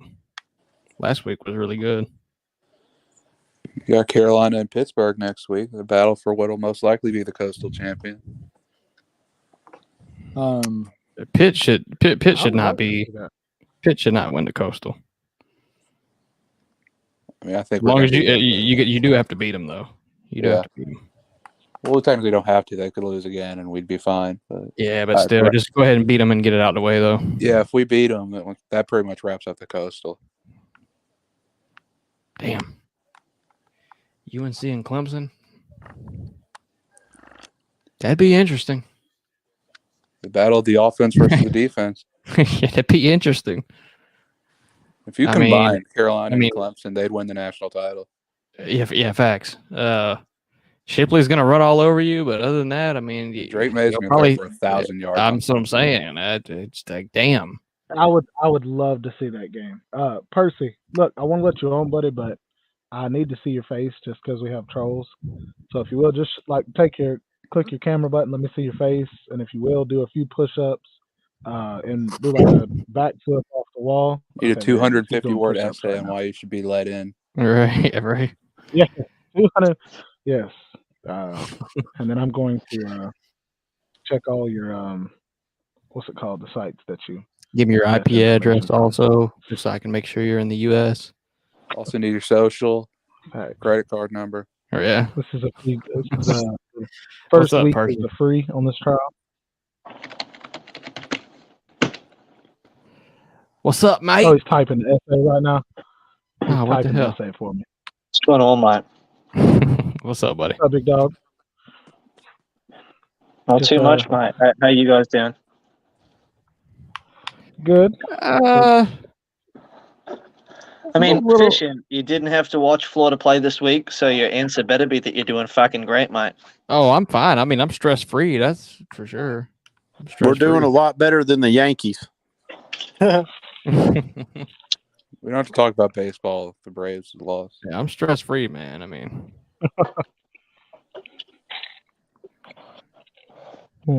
but it's only postponing the inevitable for next week. So Yeah. that's no in the need to back get of my stressed mind out about also. that So kind of it's really it doesn't help.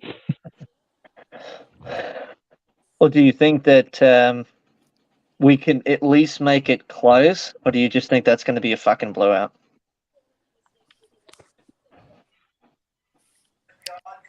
It Blowout. depends. It depends what we do. It depends what we do. Honestly. Well, thank you. Well, what a thorough answer. My question is, well, my question to both of y'all: what would make you happy out of this game? Away from getting the win, what would make you happy from your first year head coach and Billy Napier? You know, To beat y'all. Yeah, I was about to say there's I only said one thing away that'll make from them that. happy. No, I mean, away, look, there's away from that.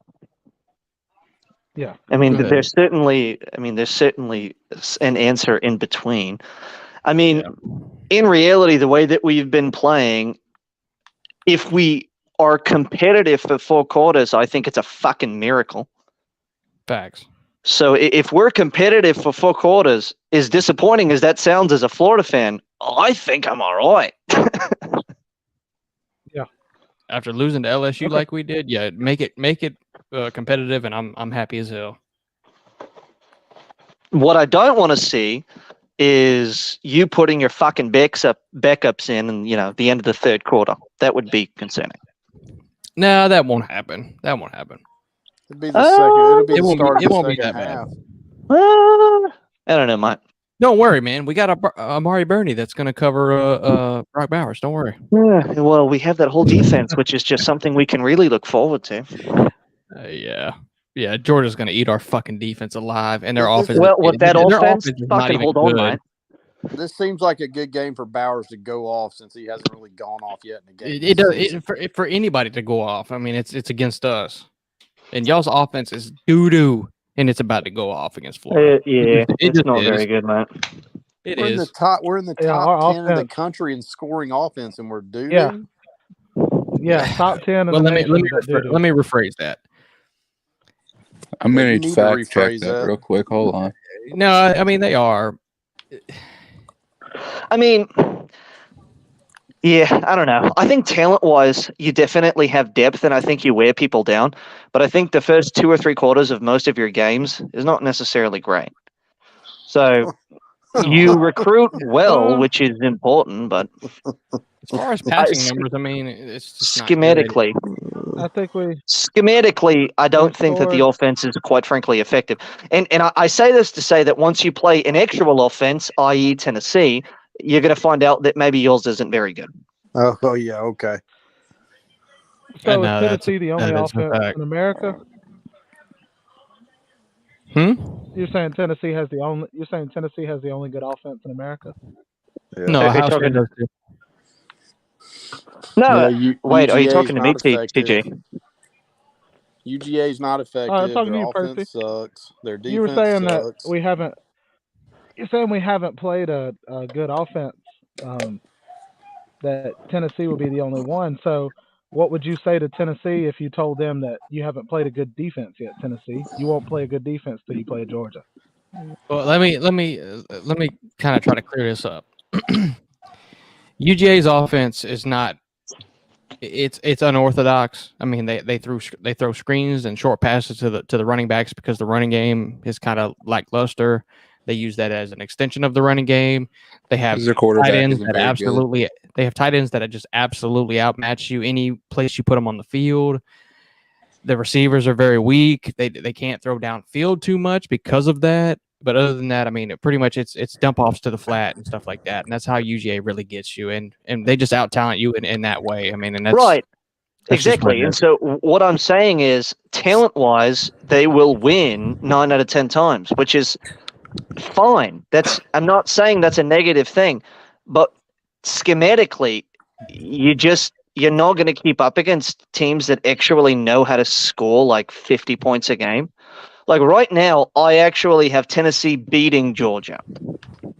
And that No, isn't look, because I'm I not- don't I'm think not Georgia's a good disagreeing. team. I just don't think Georgia has the offense to keep up, and it's because I don't think it's very dynamic schematically, at least. I So think it's name- very so name- vanilla, Now, look, very I- dink and dunk. I'm not Maybe what- disagreeing. Yeah. Dink No, and look, and dunk. I'm not disagreeing. I guess what I'm saying is, you're saying that we don't have the offense to keep up with Tennessee. Do I think our offense is Tennessee's? No. But has Tennessee played a good defense this year? Let me ask you this, TB. What's the weakest part of your defense? Is it not your secondary? No, our secondary is No, our our strongest. secondary's not. Our pass rush is Yeah, our No, worst. no, both pass rush are is weak, but Bama's is No, weaker. no, they're not. Look, I don't. We're Your giving up secondary is less not than- strong, mate. Our secondary has explain to more me- interceptions. Hold on, no, look, our secondary had more interceptions in the first 4 games this season than we did all of last year with the legendary defense last year. The defense our last year was second- just a very good run stopping defense. Yeah, our secondary last season wasn't as good as it was this season. No, That's but facts. that's the thing, though, and I'm not knocking Percy for this. I don't expect him to know that. He's not a Georgia. You know what I mean? Like, he doesn't watch every Georgia game. What I'm saying is, Tennessee may have a higher power scoring offense, but we're not playing against the same defense. Tennessee's defense is booty. Their offense is really good. But my question mark is, what will their offense do against our defense? That's my question. I'm not saying Well, let me I'm ask for you that. Georgia or for Tennessee. Tennessee won't put up 30 on us. That's my question mark. I don't know. You're drunk. Yeah. I'm saying, they put up 50 on Bama. Yeah, I think Bama's Tennessee will defense score gave up in the What's up? 30s Go ahead, on us. Hold on. The real question is if say they what get you're into saying, the TB. 40s. What you say, TB? Well, I'm about to pull up Tennessee's schedule, because what I'm trying to say is Tennessee may have a high scoring, offense, but you put up 50 on Bama, and it took 50 to win by 3. And But would you say that It's your 17. offense is as good as Alabama's? And it's not like Alabama's offense has been amazing this season. It took 100. It took 160 yards, or maybe I think it was 150. 150 yards and penalties from Bama too. Yeah, Georgia is not going to do that. Our To offense doesn't answer have to be as Percy's- good as Bama's. No, I agree, and that was what I'm about to say, Sir UJ. Our offense does not have to be as good as Bama's, because our defense is better than Bama's. Yeah, We're not going to give up 52 points. this idea that schematically we suck and we do a bunch of dink and dunks and we can't throw the ball downfield. There's not a team on this planet that wouldn't take Todd Monken. That's What true, the but fuck, mate? you do No, dink and and look, dunk. and that's- You do dink and dunk, but that's because of the No. quarterback, not the We No, do offense. mate. dink You and dunk. absolutely Yeah. do dink But- and dunk. You're not watching the games, mate. Yeah, We I'm do. an idiot. No, I don't watch he's any of the saying that we games. do. Listen though, what I'm saying is Dink and Dunking won us a national championship. So if Dinkin and Duncan was Actually, easy, how that's come not every team doesn't do it? That's this not is- true either. What do you mean? I love. I would argue that your Because offense was Everybody's different defense last year. doesn't give up 11 points. Yes, a game. yes, I agree. The offense was different last year. Stetson threw 2 How deep would you say passes, that- crucial passes in the Natty game last year that won y'all the game. So He threw and it's just 2 kind of deep different than what he passes. does this year. 2 crucial passes weren't He dink throw- and dunks. They were deep balls. But we're talking about this season, mate. Congrats on the 2 deep balls. What I'm saying Well, is, yeah, it's last year, man. yeah, What that's happened in that's that- what I'm trying to say. What I'm happened saying in though, that the 2 deep balls. championship? Go ahead. Nobody hears an Okay, Alabama we gotta fan that's let not we gonna gotta let hurt each other feelings. talk. Go ahead. Okay, all I'm gonna say is last year we still ran dink and dunk because that's why 90% of Georgia fans were pissed off. We threw the ball 1 or 2 times down the field. This year, we take the same amount of shots. Do we catch them? No, but we still take shots downfield. We just, like I said, we just kind of run what works for us. But to your point about the Tennessee deal, that's my question mark. Will they score 30? Will they score 20? Will they score 40? I don't think they're scoring 50. So I don't think we have to score 50 to beat them. That's what I'm saying. We can beat Tennessee dinking and dunking all day long. Yeah. Wait, I'm sorry, what? I said we can beat Tennessee dinking and dunking all day long. No, mate. No, you can't. Because the problem with Tennessee... Well, actually, I'll place actual money if you're willing. I think Tennessee, like the entire philosophy of the offense, Josh Heupel, is that they're going to take the entire top off the defense in one play. That's what they've done to everybody all season. Just like last year they tried. They did it last year too. Yeah, well, I mean, last year everybody said this year's Tennessee is not last year's Tennessee. No, this year's Georgia defense is not last year's Georgia defense. You can't use last season as a metric, mate. It just doesn't work. No, Tennessee is way different than last year. Their defense still sucks. That's fact, but the offense, no. But what's funny is the defense is actually better than last year. Like, it's not great, but it's better. It's still horrible. I mean, no, it still is, but we're dealing with margins here, but it is better. 24 points to UT Martin today. Much better. But no, mate, did you... What, 22 to Kent State? Georgia's defense terrible? You know how this thing works? They're putting in in the second half. I mean, come on. They were up 52. Again, yeah, they were up 52 before the fucking half ended. 52-7. Well, they could have scored 100 points if they wanted, and I'm not even being dramatic. No, so what we have here, really, what this really is we have 2 Florida fans, which are unbiased, and we have 2 Georgia fans. Oh yeah, that have to play. And I'm not saying y'all are biased either, but y'all have to play Tennessee coming up. Fishing. Okay, look, I'll fucking say it for you since I'm not a fucking YouTuber. They're fucking biased because they still have to play Tennessee. Aren't biased? So the Florida fans aren't biased because they're bitter about Georgia? I would argue it's in Florida fans' best interest for Georgia to lose to Tennessee. Why is it in our best interest for our rival to win the division and our other rival to win the championship the year before? Hold on, calm down. Go ahead.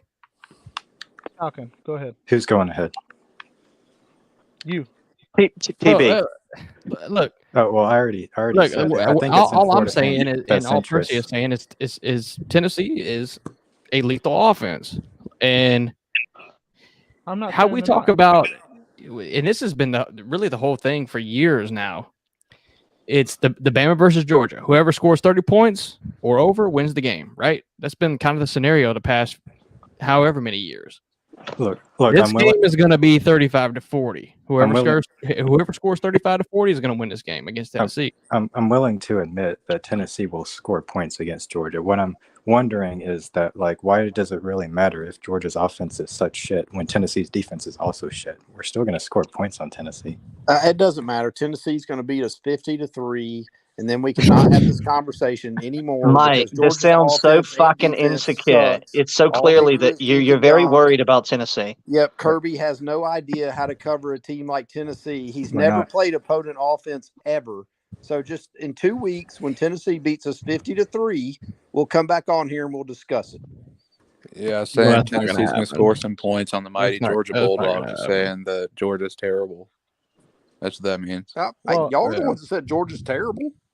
Nobody said Georgia's terrible. Yes, you just said all they do is dink and dunk. Their defense is good. Well, let me tell you what I said. Can I have the floor for at least like fucking 15 seconds?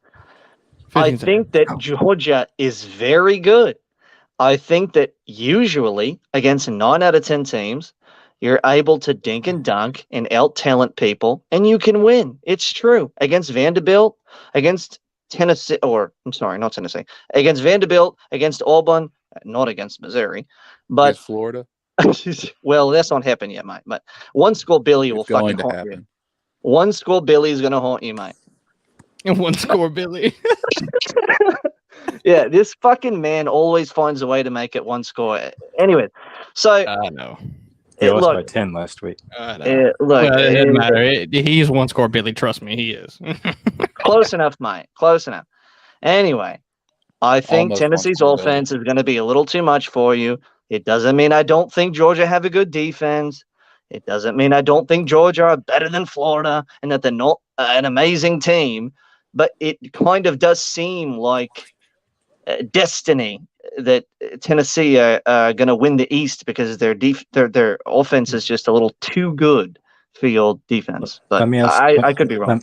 Let me ask you this question, Percy. Obviously, Georgia's offense is going to try and keep Tennessee's offense off of the field by slowing the game down. Do you trust Tennessee's defense to stop Georgia's offense from doing that and keep their offense on the field for long periods of time? I think that Tennessee are going to do what they've done to everybody, which is I think that there are going to be drives where they just take the top off the defense and they're going to score in like fucking 4 or 5 plays. Okay, well, that's not what I was asking. I was asking, do you trust Tennessee's defense to stop our offense from keeping their offense off the field? I do because Missouri did that. Outscore you. Because Missouri did that, Kent State did that, and Auburn did that both for 2 or 3 quarters.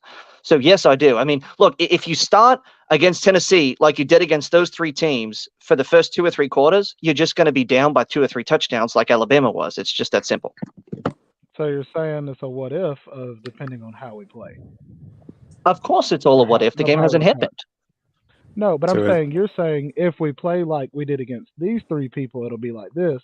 But if we play like we did against these 3 people, it'll be different. Yeah. Are we not going to talk about how Georgia has the best win in the country?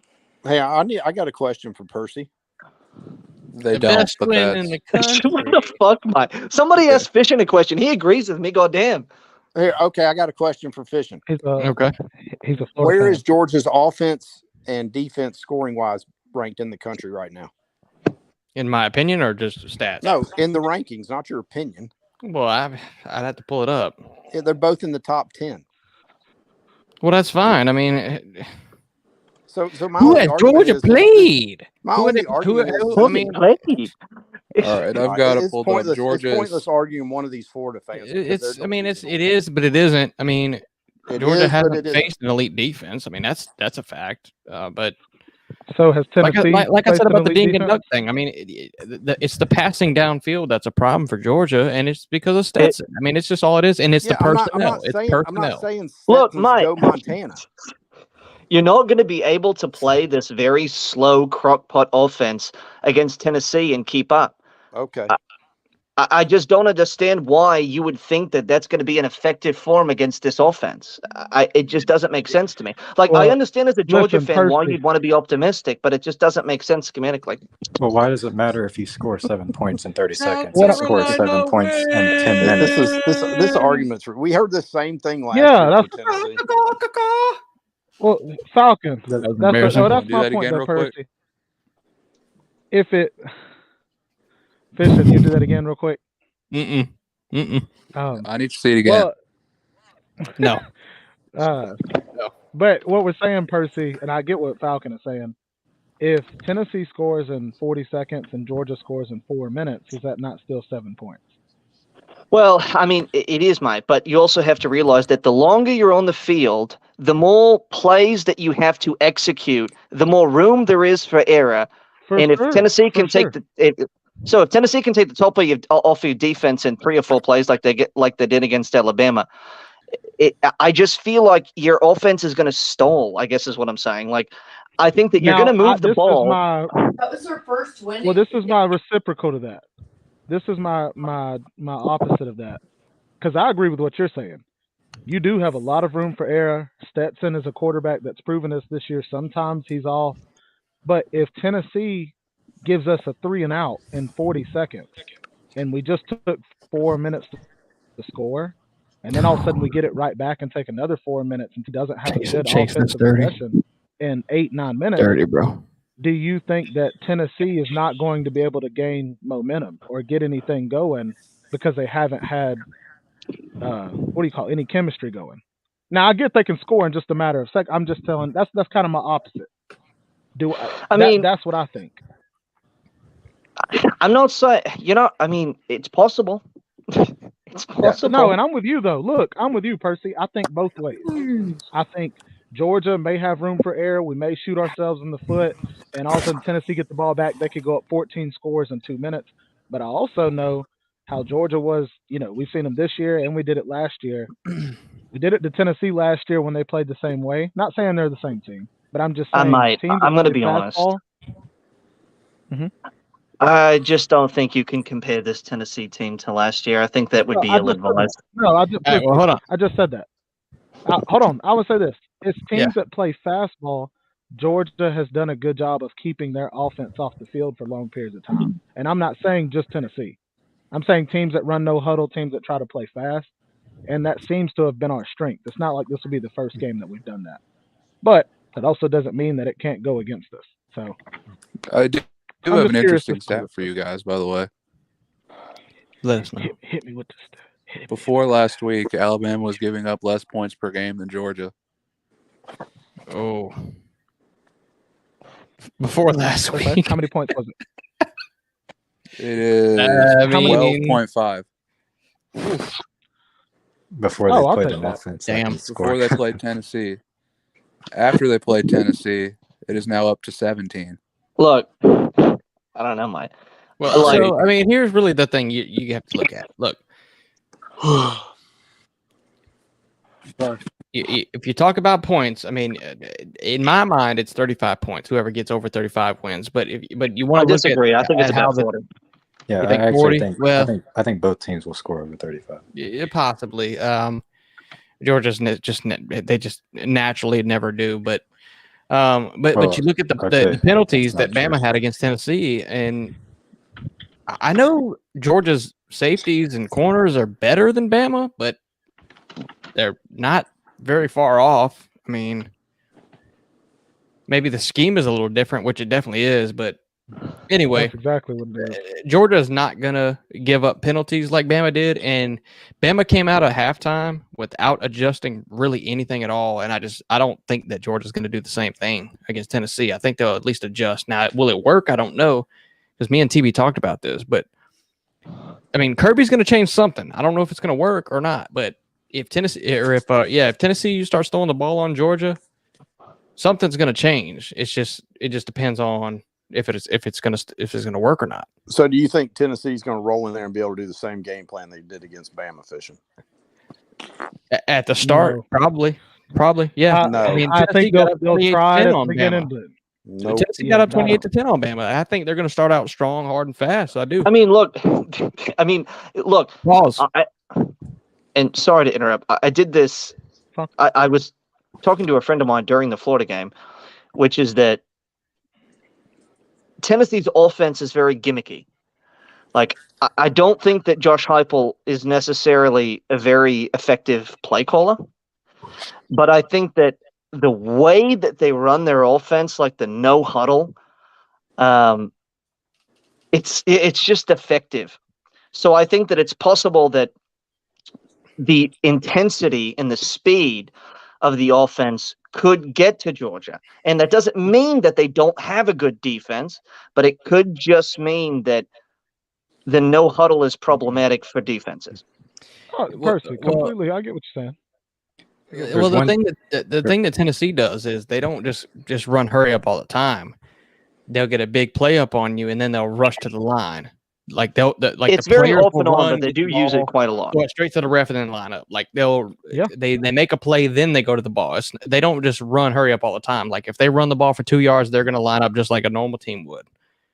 It's when they make a play and then they start getting momentum and running up and running tempo. That's what throws teams off. The scheme that I love from Tennessee is the reason that they do that a lot, and it may not just be fast, but they run no huddle, even if they take their time, because they don't allow your defense to substitute, which I love that. Yeah. I mean, no matter that I hate Tennessee or whatever, I respect it. And that's what you saw in a lot of the games that they've played so far.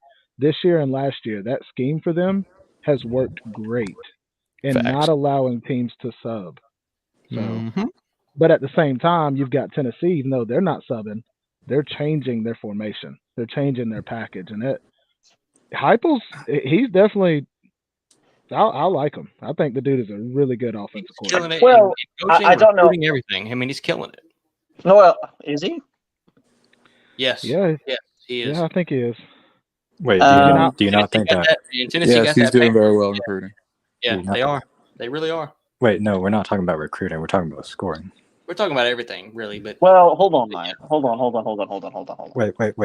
Wait. We don't think Heupel's like a great recruiter, right? Yeah, tell me that's not what we think.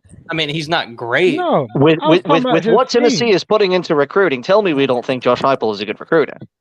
I'm telling y'all that with What he has to work with, yes, with what he has to work with, With what he that has to man work is- with. You realize until recently he had a larger recruiting budget than Florida. you realize he had Bama 25 hasn't- starters. Tennessee hasn't beat transfer Bama in last year? 15 years. They just beat them. Look, and you're talking about on the field, which I agree. He's great. But I'm trying to talk about the 2023 class. Oh yeah, I mean, he that's has the a 10th ranked whole class nother. in the country. You're acting like he's Yeah, well, 45th. Florida's out recruiting Tennessee right now. I'm Well, I saying mean, that's a whole nother. As we can of worms. should. I mean, we always shout on how bad Dan Mullen was at recruiting, but even he recruited in the top 10. Yeah. Well, Florida should recruit at top 10 no matter who's head coach. Right. So then, So, I mean, what are we really doing here? well, no. So I mean, my question. I don't know. I mean, look. I mean, you look at his class, and it seems a bit top heavy, does it not?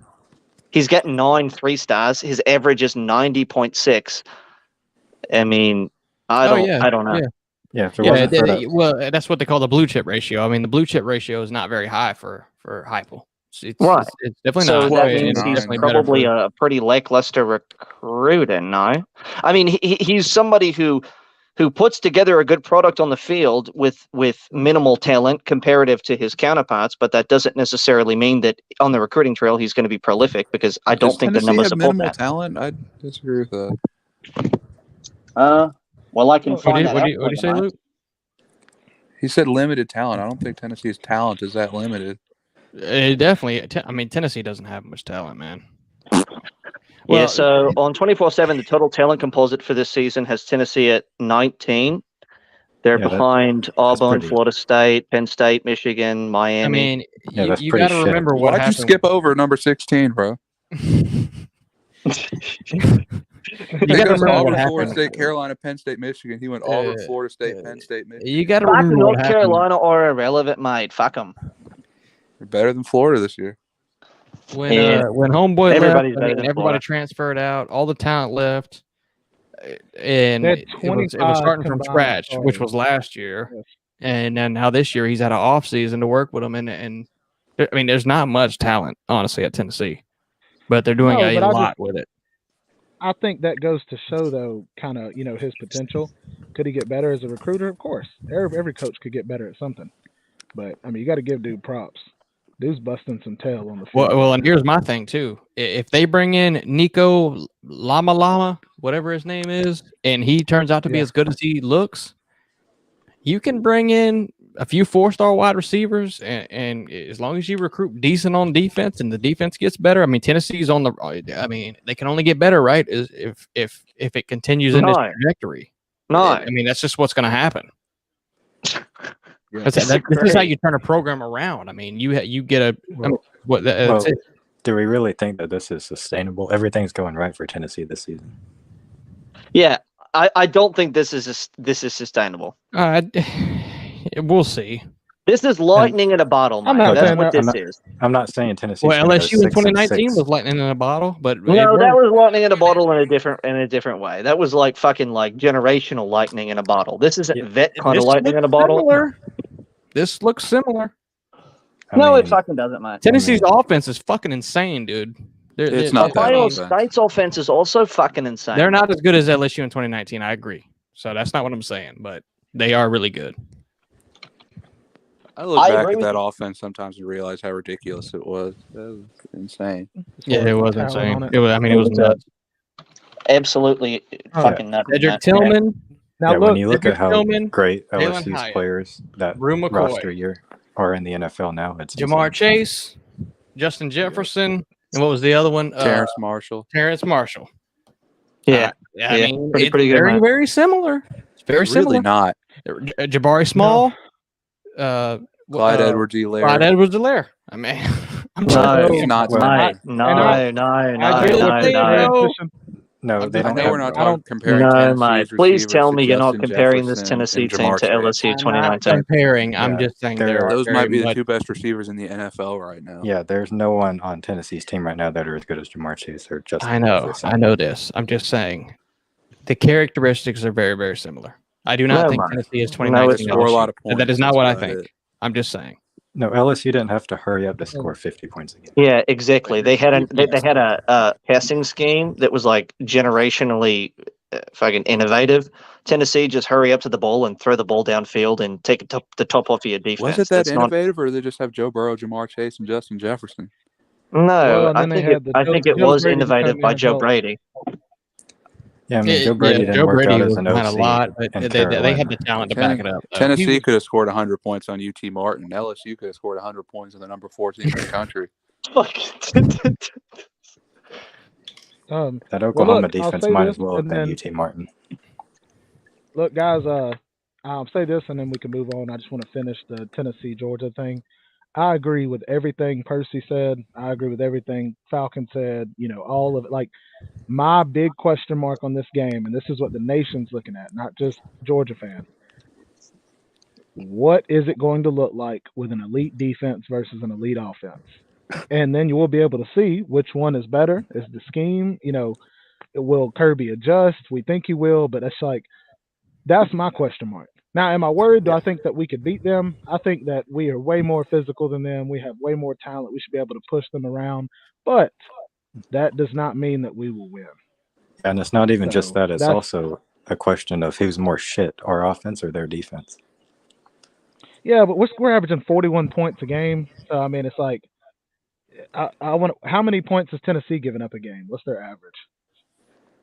That would be a. I mean, That would be the question. but like I said, I think I've watched quite a lot of Georgia games, and early on, you just don't impress. I think you just wear teams down, which again is it's part of the game. Recruiting is part of the game, so it's fine to recruit and out talent people. But what I'm saying is, when you're against an offense that's at 100% from the word go, I just think. I actually think Georgia could find themselves at a deficit at the end of the second quarter, a lot like Alabama did. No, Tennessee is giving like up 23 points a game, by the way. Okay. Yeah, and like I said, I'm not disagreeing, Percy. That's 3 cupcakes too. That's the part to me where like that makes the game exciting to watch. You know what I mean? I guess what I'm saying is I think the box score is a little too generous to Georgia. I got you. But obviously, you know, going up against teams that don't have an elite unit, because like I guess the chief question is Tennessee versus Georgia. What's the best unit on the field? Is it not Tennessee's offense? Right. Oh yeah, you're saying overall. Right now, I'd say most proven would have to be Tennessee's offense, especially with the win over Bama, putting up 50 on them. Yeah, but is the worst unit on the field also their defense? Yeah, those kind of average out would be the same thing. You have 1 and 4, and like 2 I and said, 3. But okay. So what can you turn into points? If you turn your drives into points, whether your offense is better or not, let's say Tennessee's offense is way better. If Georgia can drive down the field and turn it into points, then they'll beat Tennessee, obviously. But the problem is Tennessee is the best at turning it into points.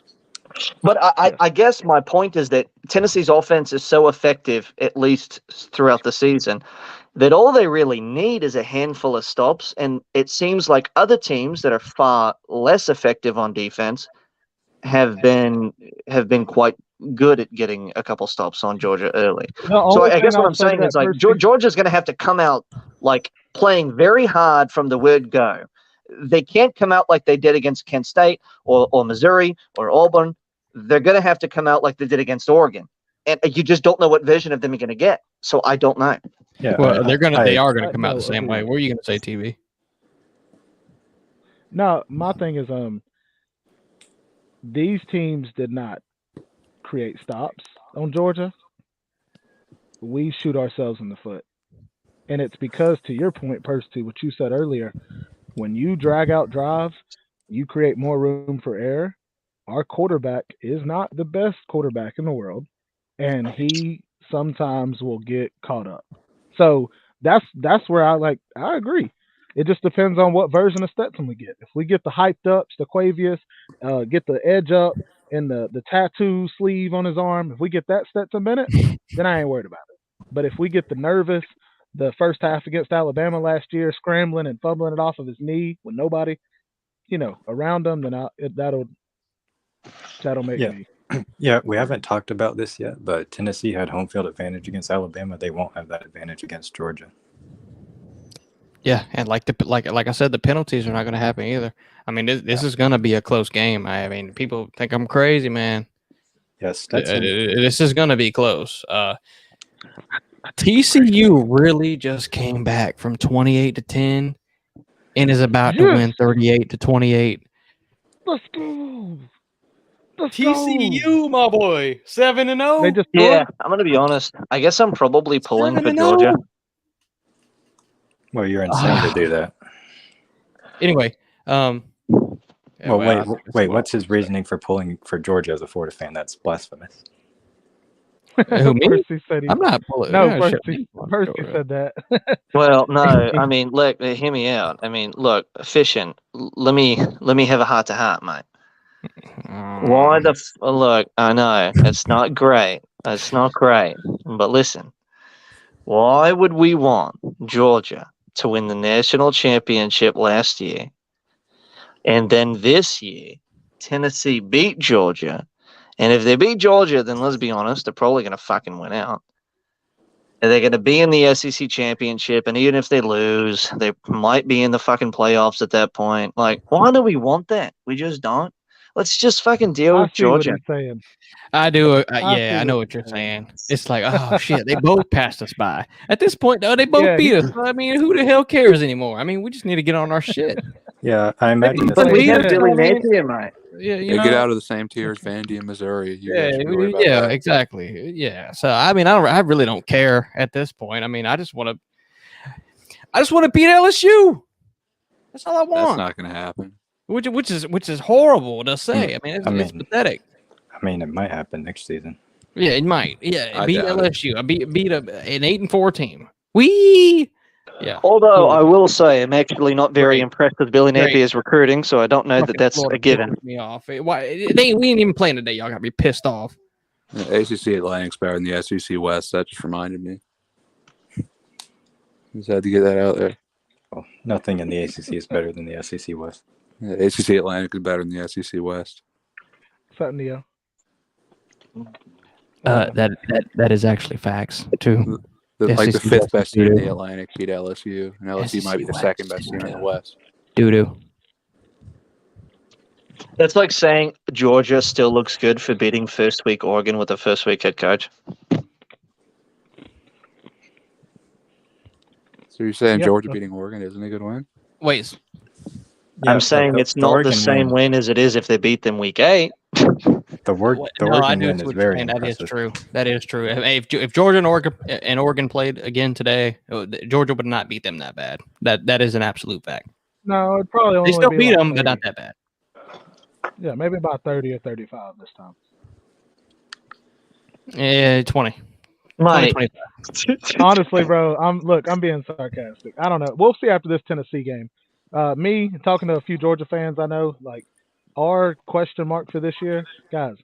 We won a national championship last year. Y'all think we really think we're going to win one back to back? No, it doesn't. No, happen. Absolutely not.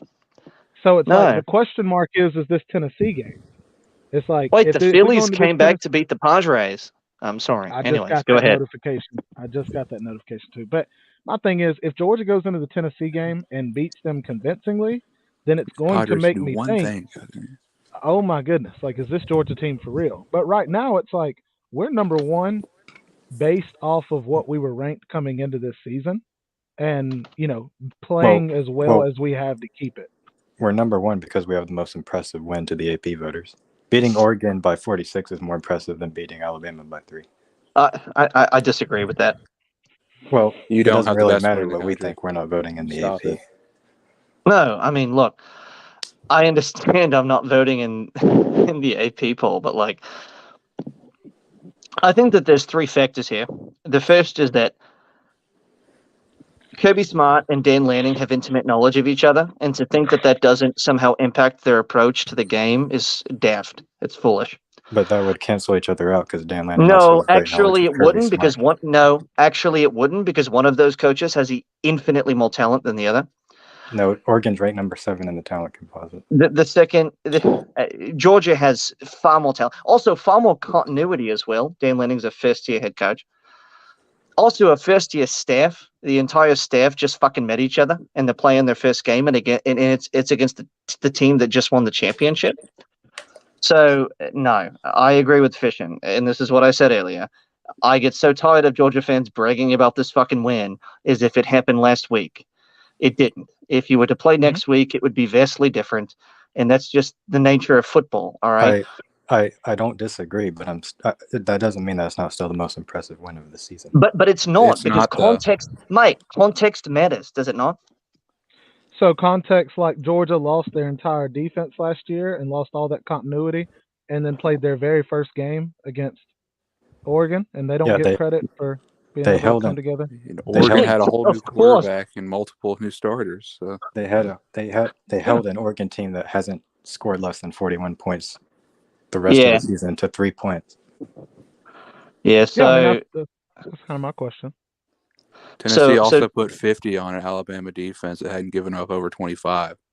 Okay, is that more impressive than beating a team by 46 points? You know what I think it is? I think it's just that you guys have grown a little fucking spoiled, kind of like Florida did in the Spurrier years. You guys have kind of become brats. Like, yes, I understand. You looked great against Oregon, but let's be honest. No, it doesn't count the same as it would if Dan Lanning were a tenured fucking head coach, and he was not. I don't disagree. He wasn't. But I think that the reason you're upset is because you're a Florida fan, and Florida fans hate Georgia. No, mate. Not why. You guys have been better than us for fucking years now, mate. But I detect this hint of this tone in your voice that's just. Well, let me explain, mate. Let me explain. This fucking Falcon fan, Parker, is a friend of mine, all right? And he's been he's been bitching about this fucking win for weeks now. And for weeks I've been explaining that it doesn't ring the same 7 weeks later as it did 7 weeks ago. I agree that we would not beat Oregon by 46 points if we played each other tomorrow. But that doesn't mean that looking at every win that every team has had all year, that beating a top 10 team by 46 points is not overall the most impressive win out of any team all year. Look, you beat a Pac-12 team and Tennessee beat Nick Saban. I'm sorry. Tennessee have the better win. That's just what I... Pac-12 team. Oh, my God.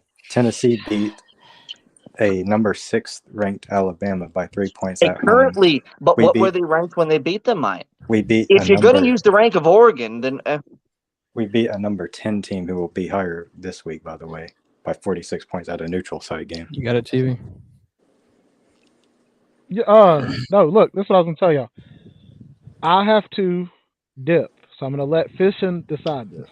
I can let a few more people come in, and I can leave y'all going on the stream.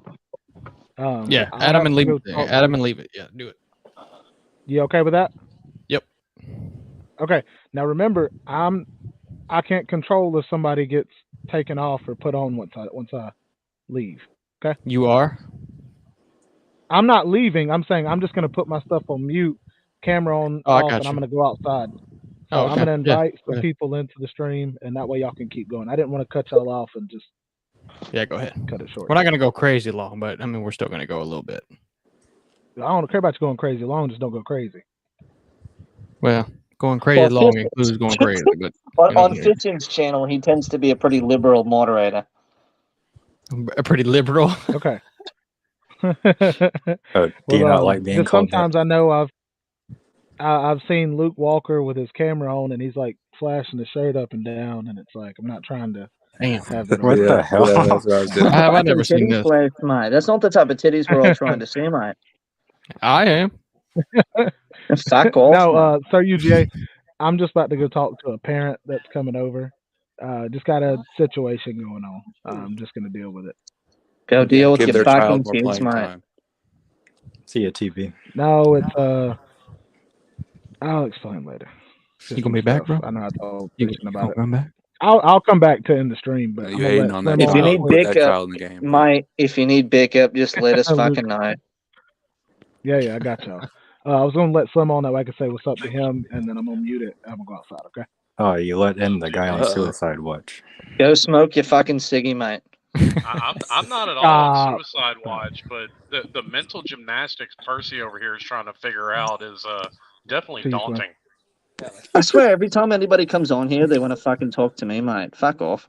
There's too much Percy- Florida in here. Percy didn't even say anything about Miami, much and he Florida came in in here here, was man. just like, Yeah, fuck I this didn't even Percy say guy. anything about Miami, but I'm on this guy's mind before he even fucking gets on here. What does Miami have to do with it? I can objectively look at Georgia's win over Oregon and see it as the best win in the country, and you're over here coming up with mental gymnastics trying to figure out how it's not. Thank you, Slim. It just is. Fishing, that's fishing. like Do I fishing. get any backup here, mate? That's like fish. No, you don't, because he's doing the same thing, trying to figure out how somehow Miami players coughing up the ball is Josh Gaddis's fault. I never saw Josh Gaddis fumble the ball, but somehow it's his fault. We can definitely get to that, but I want to hear this. we can definitely get to that. Let me ask you Please. this, Slim. I actually have a question. Okay. I usually wouldn't pick fights, but when I know you're on the wrong end of it, I kind of fucking like it. So, And I fucking like it. so Miami would so- beat Florida, by the way. I feel like No, they wouldn't. Stop it. Yeah, Stop. It'd be a Yes, they close would. game. No. Miami is No, on another it would be a level of close trash. It'd be a close game. 14 points. Sorry, Slim. It would absolutely be a close game. No, it wouldn't. No, mate, no, it fucking would not. Miami and looked that's not worse even than they've bias. looked That's in no years. bias at all. Talking, it would not be close. You lost to Middle Tennessee State. The You get transitive blown out property by doesn't Duke. work in football. It doesn't matter. Do you No, think that they're going to go Mike. into the game against? Are you sure, absolutely sure, that they would go in there and commit 8 turnovers against Florida? No, you're not, because they haven't done it all year. Look, I'm not sure of anything until the game is played, but the fact is that Mike, y'all it's- couldn't hold on to the damn ball. Mario just keeps finding a way to fucking lose in ridiculous fashion. It's crazy Duke made a better coaching hire than Miami. Now, wait a minute Crazy. now. Percy, keep a consistent argument. And that's the problem. A lot of people cannot keep a consistent argument. You can't go on about how, Dan Lanning only lost because it was his very first game, but then put all of Miami's problems on Mario when it's his first season as well. Keep a consistent argument, No. sir. No, Okay. mate, let me explain. Let me have the floor for a second. First of all, Here we go with the mental gymnastics again. well, and if you consider my logic to be mental gymnastics, mate, then I'll maybe let you know if it is, because I'll be honest. Go ahead. I was referring to Dan Lanning's not only his first game this season with Oregon, but actually his first game as a head coach and his first staff that he's ever assembled. And on top of that, he was playing another coach who had more talent, who had intimate knowledge of his defensive scheme. So to say that that does not have an impact on both of their approach to the game is daft. It just is. That's number Well, one. it's kind of a wash, though, because No, Dan it's- Lanning. it- actually, yes, it's yes, not a it wash. is, because Dan Lanning also has intimate knowledge of Kirby's defensive scheme. And who has more talent and who has more continuity? Will Muschamp was the co-defensive coordinator. Now he's the defensive coordinator. Yes, continuity. I'll give you. Talent is very comparable. And I mean, Oregon. It's really not Oregon- that comparable. It's not yes, comparable. because mate. Oregon is still a top 10 roster in the nation. They're what, number The 7? difference 8? between 2 and 7 is bigger than the difference between 7 Okay, and 20. and let's switch gears here. In Miami's case, what are they in talent composite in the country? Top 15. Mario needs more talent to beat Duke with first-time head coach, but 13, Miami's 13. somewhere That there. is ridiculous. That's ridiculous. Yeah, now hang on. Look at what's happened. 8 turnovers. Is that a Mario thing or is that a player thing? It's both. If I'm not trolling, Slim, you want to know what I actually think? I think Mario is not that good of an actual coach, and I think he needs more talent than everybody else to win. And so, in order to do that, he needs recruiting classes right now. Well, I mean, you right can ahead make that of Jackson State and USF. Well, hang on now. You can make that exact same argument about Kirby because he took a very talented roster and went 7-5 with it. Now, again, I'm not saying that Mario can't be good next season. I'm not saying that at all.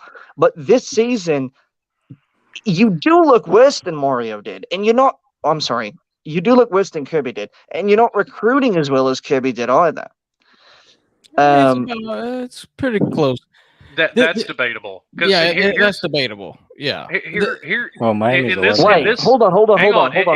How did Kirby look in his fifth season? Did he look as bad as Mario? I'm willing to bet he didn't. Probably about the same. Yes. If not, they lost to Vandy, they lost to Georgia Tech, and they lost to a worse Tennessee team. So yeah. And meanwhile, Vandy was winning 9 games at this point, so don't forget that. Well, yeah, that was when James Franklin was still there. Yes, don't forget that. Don't forget that. When you now, as wasn't far as shitty as they are now. Yeah, Georgia Tech was still around the triple As option. far as your recruiting, comment, I'm a lot less worried about that than I am even with Billy Napier. And this isn't a shot at Florida. I agree with you. But look at what's going on with recruiting now. Florida State's on a 3-game skid. They're losing recruits. Florida just had a couple of guys decommit. Miami hasn't had a single player decommit, not one. No, listen, I completely agree. I mean, look, as soon as you hired Mario, I knew that he was going to be the premier recruiter in the state. That's just what he fucking does. I mean, what he did at Oregon and then transferring that over to Miami, you just knew that it was going to be better. It just was. Napier, I had this conversation with a friend of mine earlier. He's just been disappointing recruiting-wise compared to at least what I thought he was going to be. Now, I think Fishin may have a different opinion, maybe. I don't know if I remember correctly, but I'm actually quite disappointed with Napier's recruiting up until this point. It's certainly for what we fired Mullen for, I think this is quite lackluster. Well, Napier came in with a reputation of being a good recruiter. Right, he did. Florida has the 9th ranked class in the country right now. 8th, yeah. Yeah, they have 9th, but the might be 9th now. The blue chip ratio is so much better than it was under. Yeah, the blue chip ratio is really good, so that's where I can't really complain. But at the same time, the top 100 players, we have 2 in the top 100, and there's so many other, elite programs. Not even elite programs. I mean, Miami, for example, that have multiple. And I say multiple, 3 or 4 top 100 kids. So Well, that's even if that's you look really at the threshold where we need to be better, because the blue chip ratio is great, but you need to recruit top players, top players. Well, even though Florida's sitting ahead of Miami in the ranking right now, if you look at the average rating of the We have player, 22 Miami's commits, and y'all have 17. You're gonna pass us. Fact. I agree. The average rating is definitely higher. Yes. Well, and on top of that, you have to look at what you lost, right? You lost a top 3 play caller, and you gained what you thought was an elite play caller, an elite recruiter, and then he gets here, and it turns out he's not necessarily that much better than Dan Mullen. So this is problematic from an athletic director standpoint at Florida. Scott Strickland is a fucking idiot. And I'm not saying I don't like Billy Napier. I'm just saying he's just an idiot. Yeah, I wouldn't have gotten rid of Dan Mullen either. I agree. Well, no, I'm not saying that I would have. Fire Dan Mullen. That's not what I'm saying. That's not. Well, see, I have the same. You guys have like short memory. I have basically the Dan same. Mullen was an absolute dumpster fire. That's not true, Mike. That's not true. It's the popular narrative right now that Dan Mullen was a shit head coach, but he took a 4-7 team and made them a 10-3 team the next year. Let's get one thing established, okay? Dan Mullen was killing it at Florida. when he Didn't gave Dan a Mullen shit. drop 50 on Alabama too? 46, I think. Okay, it was pretty close. Look, I mean, that goes to my look, point a Dan few Mullen, minutes ago that a bunch Dan of people Mullen's have spent offense years did dropping well. points on If Bama. if you gave me Billy Napier's recruiting, I ain't even gonna say that. If you gave me a Because good it's not that much better. I know. If you gave me a good recruiter mixed with Dan Mullen, I'd be the happiest motherfucker on the planet. But that's just not the case. Dan Mullen didn't like recruiting, and then in the fourth year, the fans got tired of it. They ran him off, and he just didn't give a fuck, and we went 6-6, 6-7. Yeah. So and that's what my happened. question, I mean, it was. but my pressure question folded is, on my him. I mean, it's not that he was a bad coach. He's not. He's absolutely He's not. one of He's the a top best 3 play caller in the on country. offense in the country. I have the same opinion of Dan Mullen that I have of Lane Kiffin. I think they're both Wow, offensive. that's fucking wrong. I think they're both offensive geniuses. I think No. both of them are kind of sketch as head coaches.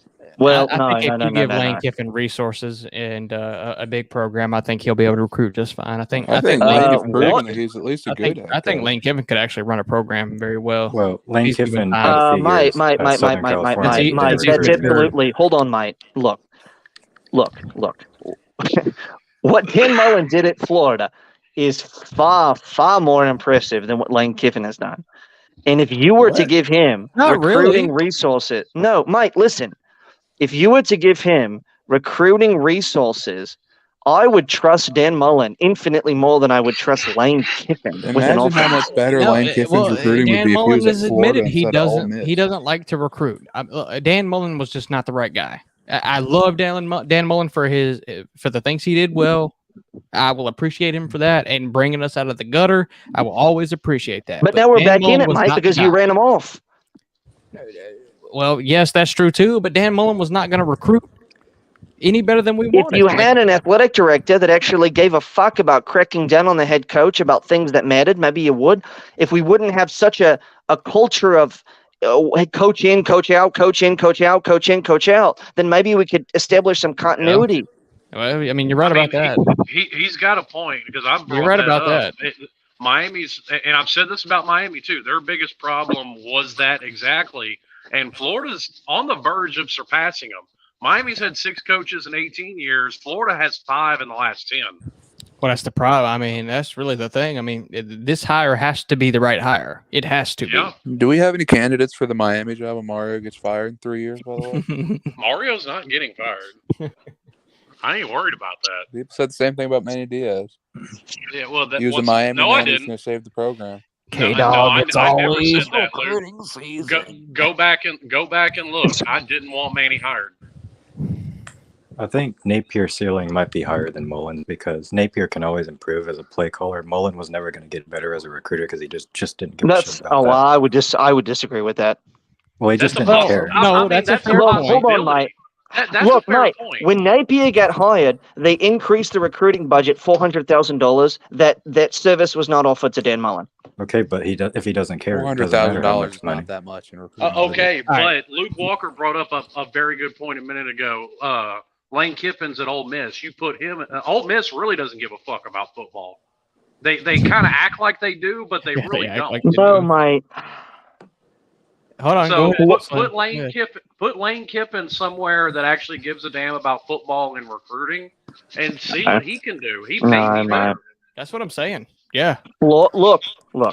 Florida prides themselves as the everything school, and as a result, they will never prioritize football. They will always diversify their funding.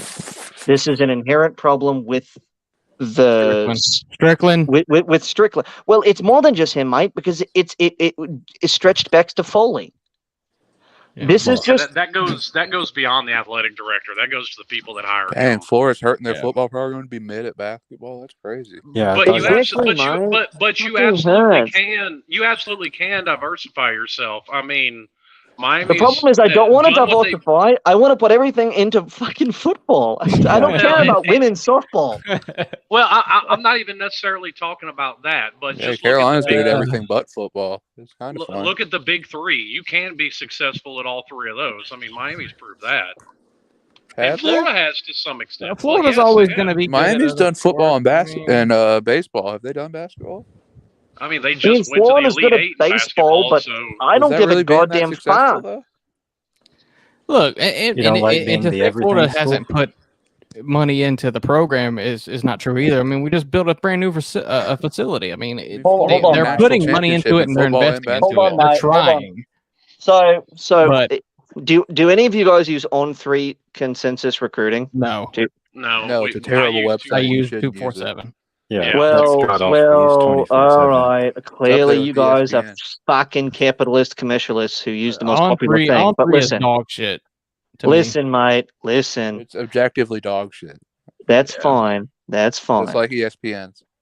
Yeah. That's fine. Yeah, ESPN's recruiting 24/7 and Rise. They listen, mate.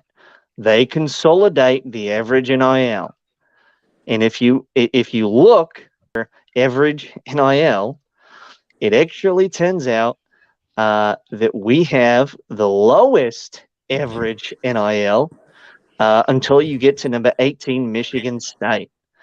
So I'm not saying that the problem isn't larger than Billy Napier.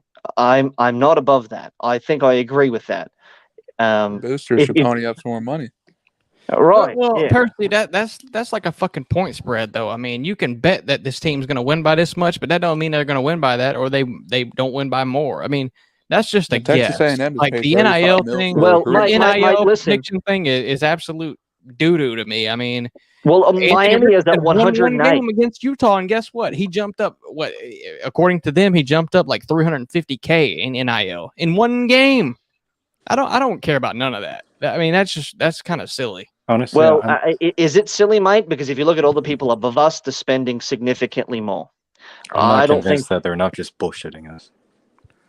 It's not that it's not true or accurate. That's really not the thing. But to go by that, I think is a little silly. Yeah, I mean, but actually, I think that's not it's true. the fact that we're so low, mate.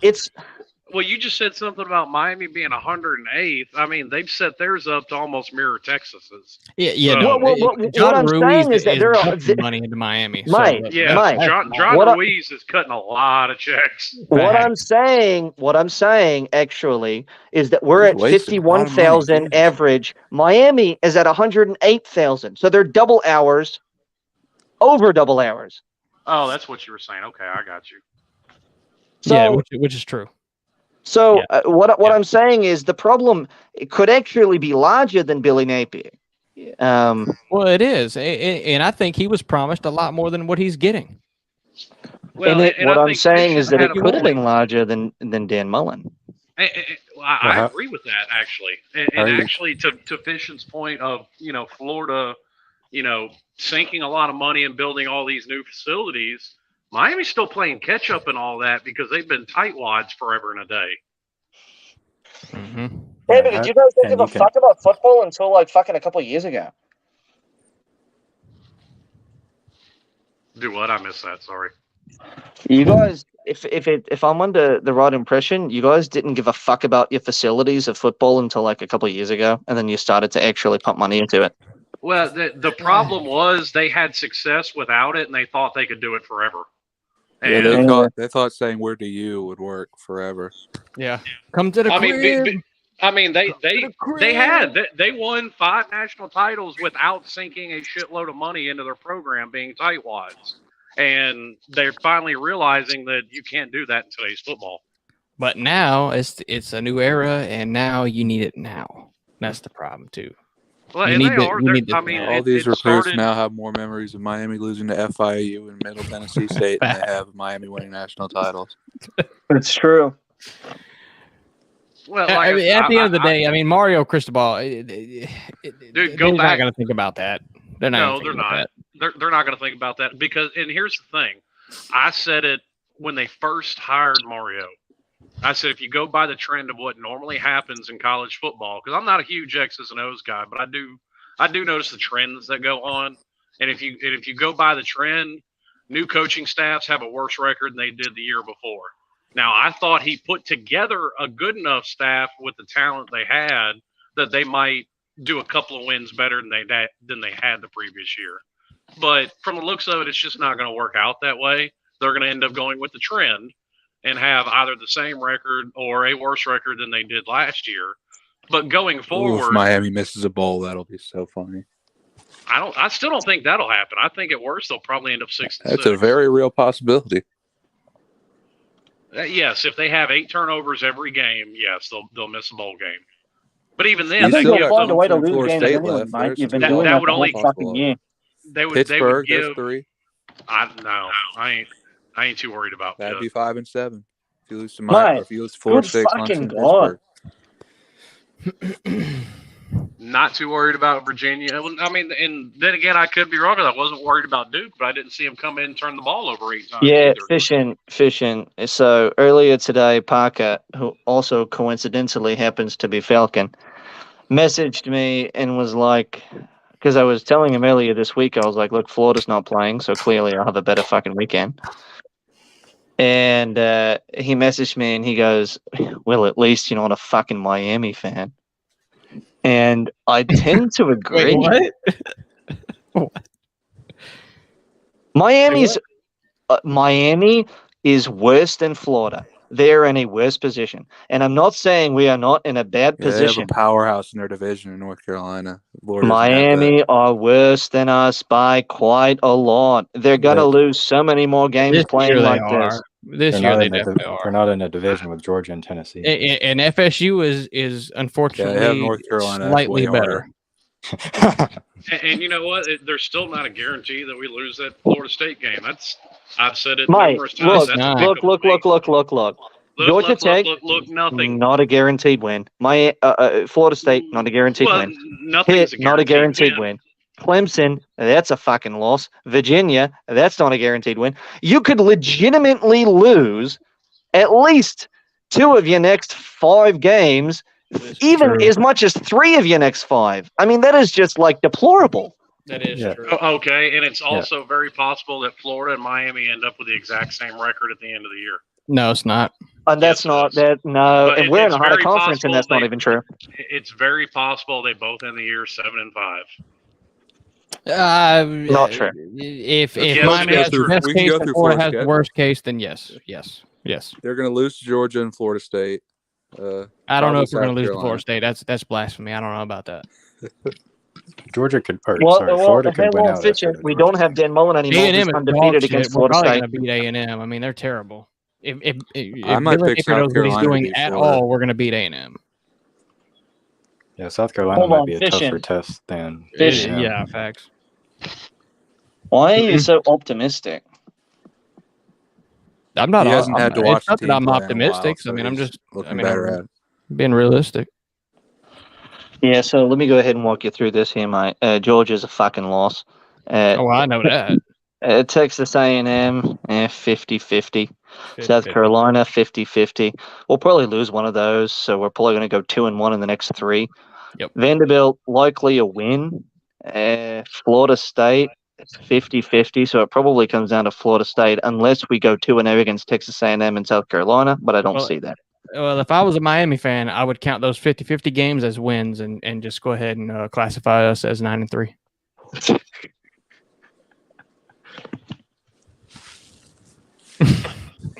Okay. I mean, hold on, mate. That doesn't make any fuck, sense. we actually have to travel to Doak Campbell for all 4 people that are going to be there. Well, that's a great joke, but that stadium's going to be fucking loaded. Yeah, that stadium's going to be so packed. Yeah, It's not they like fucking Miami hate where us, 17 and I hate people's a them good too. crowd. Well, I mean, the last 2 years it's been kind of empty, so it depends on how the morale is. I think it legitimately depends on how Florida State does to end the season. Yeah, when It- Florida it's State's gonna on a be up 5-game because- losing And to your streak and they point, still beat Florida. I don't think the morale is very high at Florida State right now. I mean, they're on a 3-game skid. Yeah, It's of course not. But by the time that game comes around, it's going to be high. That they want to But- beat but us Mike, badly. And They got the what- Raging Cajuns. gonna be What high. I'm saying is they play Georgia Tech, which is not a given, and then they play Miami, which is not a given, and then they play number 14 Syracuse.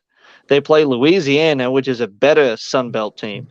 I mean, like, I could see a situation in which they lose at least 2 of the next 4 games before they play Florida. So I don't know that they're necessarily going to be very, very high on that Florida game. You know how funny it would be if they started 4-0 and ended up 4-8? I don't think they're gonna. I don't think they're gonna do that. Happen.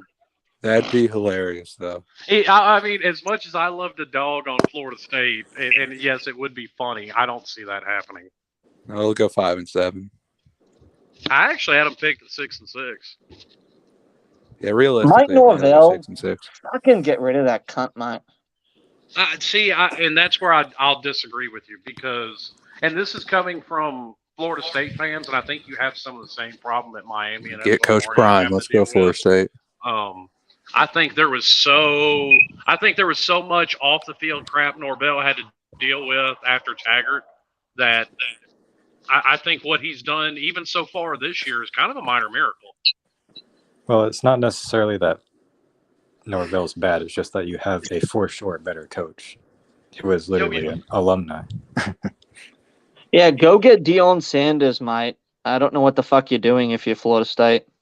I don't think see, and I've said this on other shows. I don't think they can. And it's not a matter of money. I think it's a matter of Deion has ran his mouth and backed himself into a corner. Wait, what do you mean? He could leave whenever he wanted. all of his Deion would catch. Well, and I get that, but Deion would catch so much shit because of the HBCU rhetoric that he has spewed. Do you know?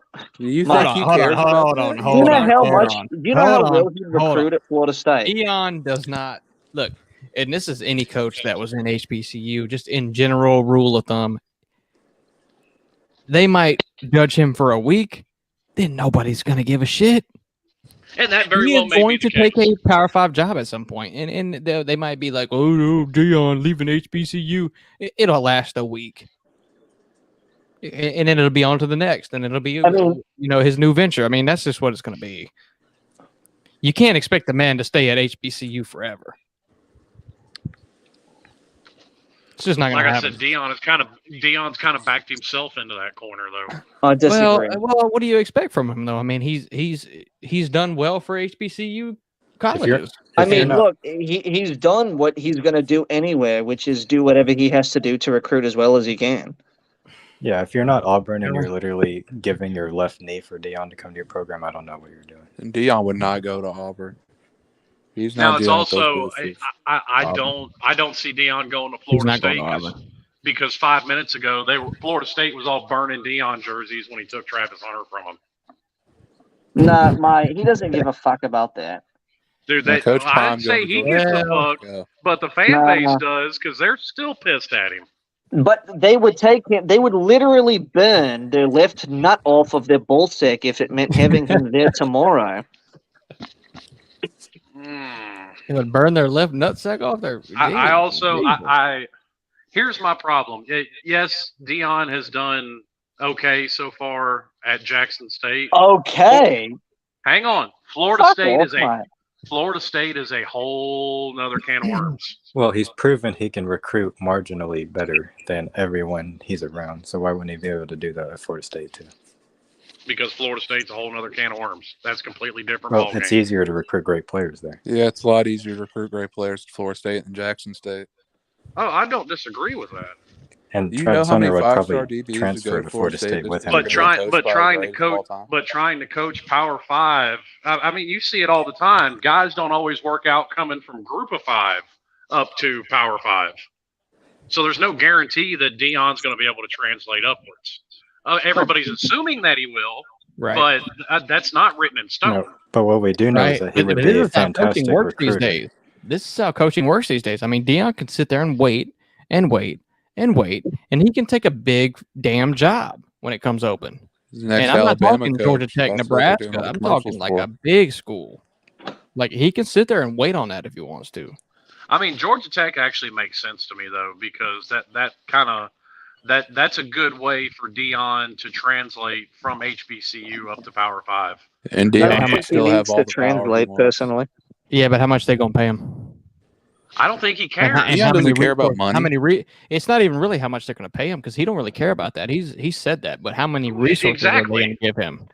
That's really the thing. When he interviews for jobs, that's what he's gonna ask for. He's gonna ask for what can you give me as far as resources. Money, he's not getting resources. Well, he's bringing the NIL. that deal with Barstool Sports is Jackson State's NIL, and that's him. I think it's not all of it. I mean, he's going to need that is and he's going to get vast more. majority. His name brings it. I do know what you're saying. His name does bring it.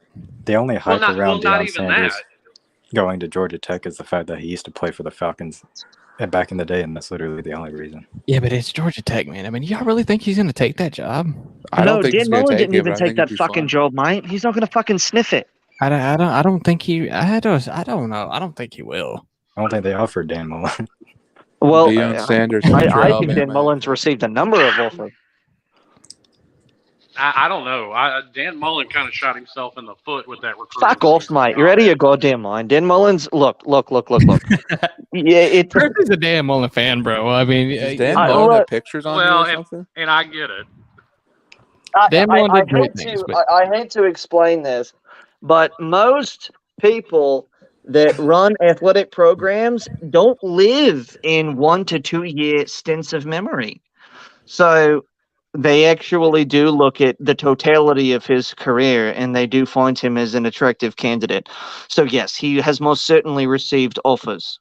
It's 100%. He has. Wait a minute. What's attractive about Dan Mullen, the head coach? I'll give you the offensive For coordinator. smaller programs, Dan Mullen is an attractive head coach. He is for smaller programs. Not Was Percy even Dan for Mullen's small- agent? Like, who's this? I'm really starting to wonder, Luke. Wait, what? All right. I guess How we'll wait then. We'll wait and see what happens in the next couple of years. How big is your cut from Dan Mullen's contract? Yeah. All right. We'll wait then, mate. We'll wait and see what happens in the next couple of years. Hopefully, you're still on here. Dude, we'll I've talk been about here 5 or 6 they'll years be here. already. I ain't going nowhere. He just has a soft spot for Dan Mullen because he won 2 titles as an offensive coordinator. Well, That's not that's this man is That's only literally- because the Lord told Tim Tebow that Dan Mullen needed him. That's It's the not only true, reason. mate. It's not true. That's what Tim Tebow said. You can go take it up with him. Mate, well, fuck off, mate. I don't believe in tooth fairies. So Tim Tebow didn't talk about 30 minutes for the rest of his life. mate, Dan Mullen is a top 3 play caller in the league, and if you're a program like Georgia Tech and you're currently barely bowl eligible, not even, I do think that you would give your left nut for Dan Mullen. I really do. So yes, he's certainly receiving fucking offers. I mean, yes, as an offensive coordinator. No, But not as an offensive. Look at has a 500 record as a head coach. Stop it. No. Okay. Well, hold on. right. I'm gonna say this, and we're gonna end this because there's plenty of better things we could talk about other than Dan Mullen when he's not even a yeah, fucking because head this coach. guy ran him off for some guy that's gonna fucking be even shittier. All right. Yeah, let me see if I remember this correctly because this is what I saw. Dan Mullen, 0-1 against Jimbo Fisher. Dan Mullen, 1-3 against Mark Stoops. Dan Mullen, 1-2. No, 0-3 against Ed Orgeron. Yeah. Dan Mullen, he beat Tennessee. Dan Mullen. 1-2 against Kirby Smart. Yeah, 1-2 against Kirby Smart. 1-3. Actually, it's 1-3. Yeah. Oh, okay. Yeah. So that's the whole point of this is any legitimate team and legitimate head coach Dan Mullen couldn't beat. So that's where I come into the argument because I stand with you on the Dan Mullen thing. Dan Mullen did wonders for the program as far as where we were, but as far as taking to the next level, just no. Well, and I even agree with Percy on the fact that, he's a top 3 to top 5 play caller. I'm not even arguing that. I think Dan Mullen's an offensive genius. He's a great schemer and a play caller and a coordinator. I mean, he's great with the offense. He's a quarterback. Look, he's a quarterback guru. What, Mike? Yeah, what he really is. He's great with You know what it is, Mike? You know what it is? I guess to justify the Dan Mullen firing, you're going to have to see if Billy Napier is up to snuff. My opinion, probably not. But yeah, I mean, in his first season, Billy Napier is already fucking dog shit. Lost to Kentucky, lost to Tennessee. So I don't think it's going to be any better.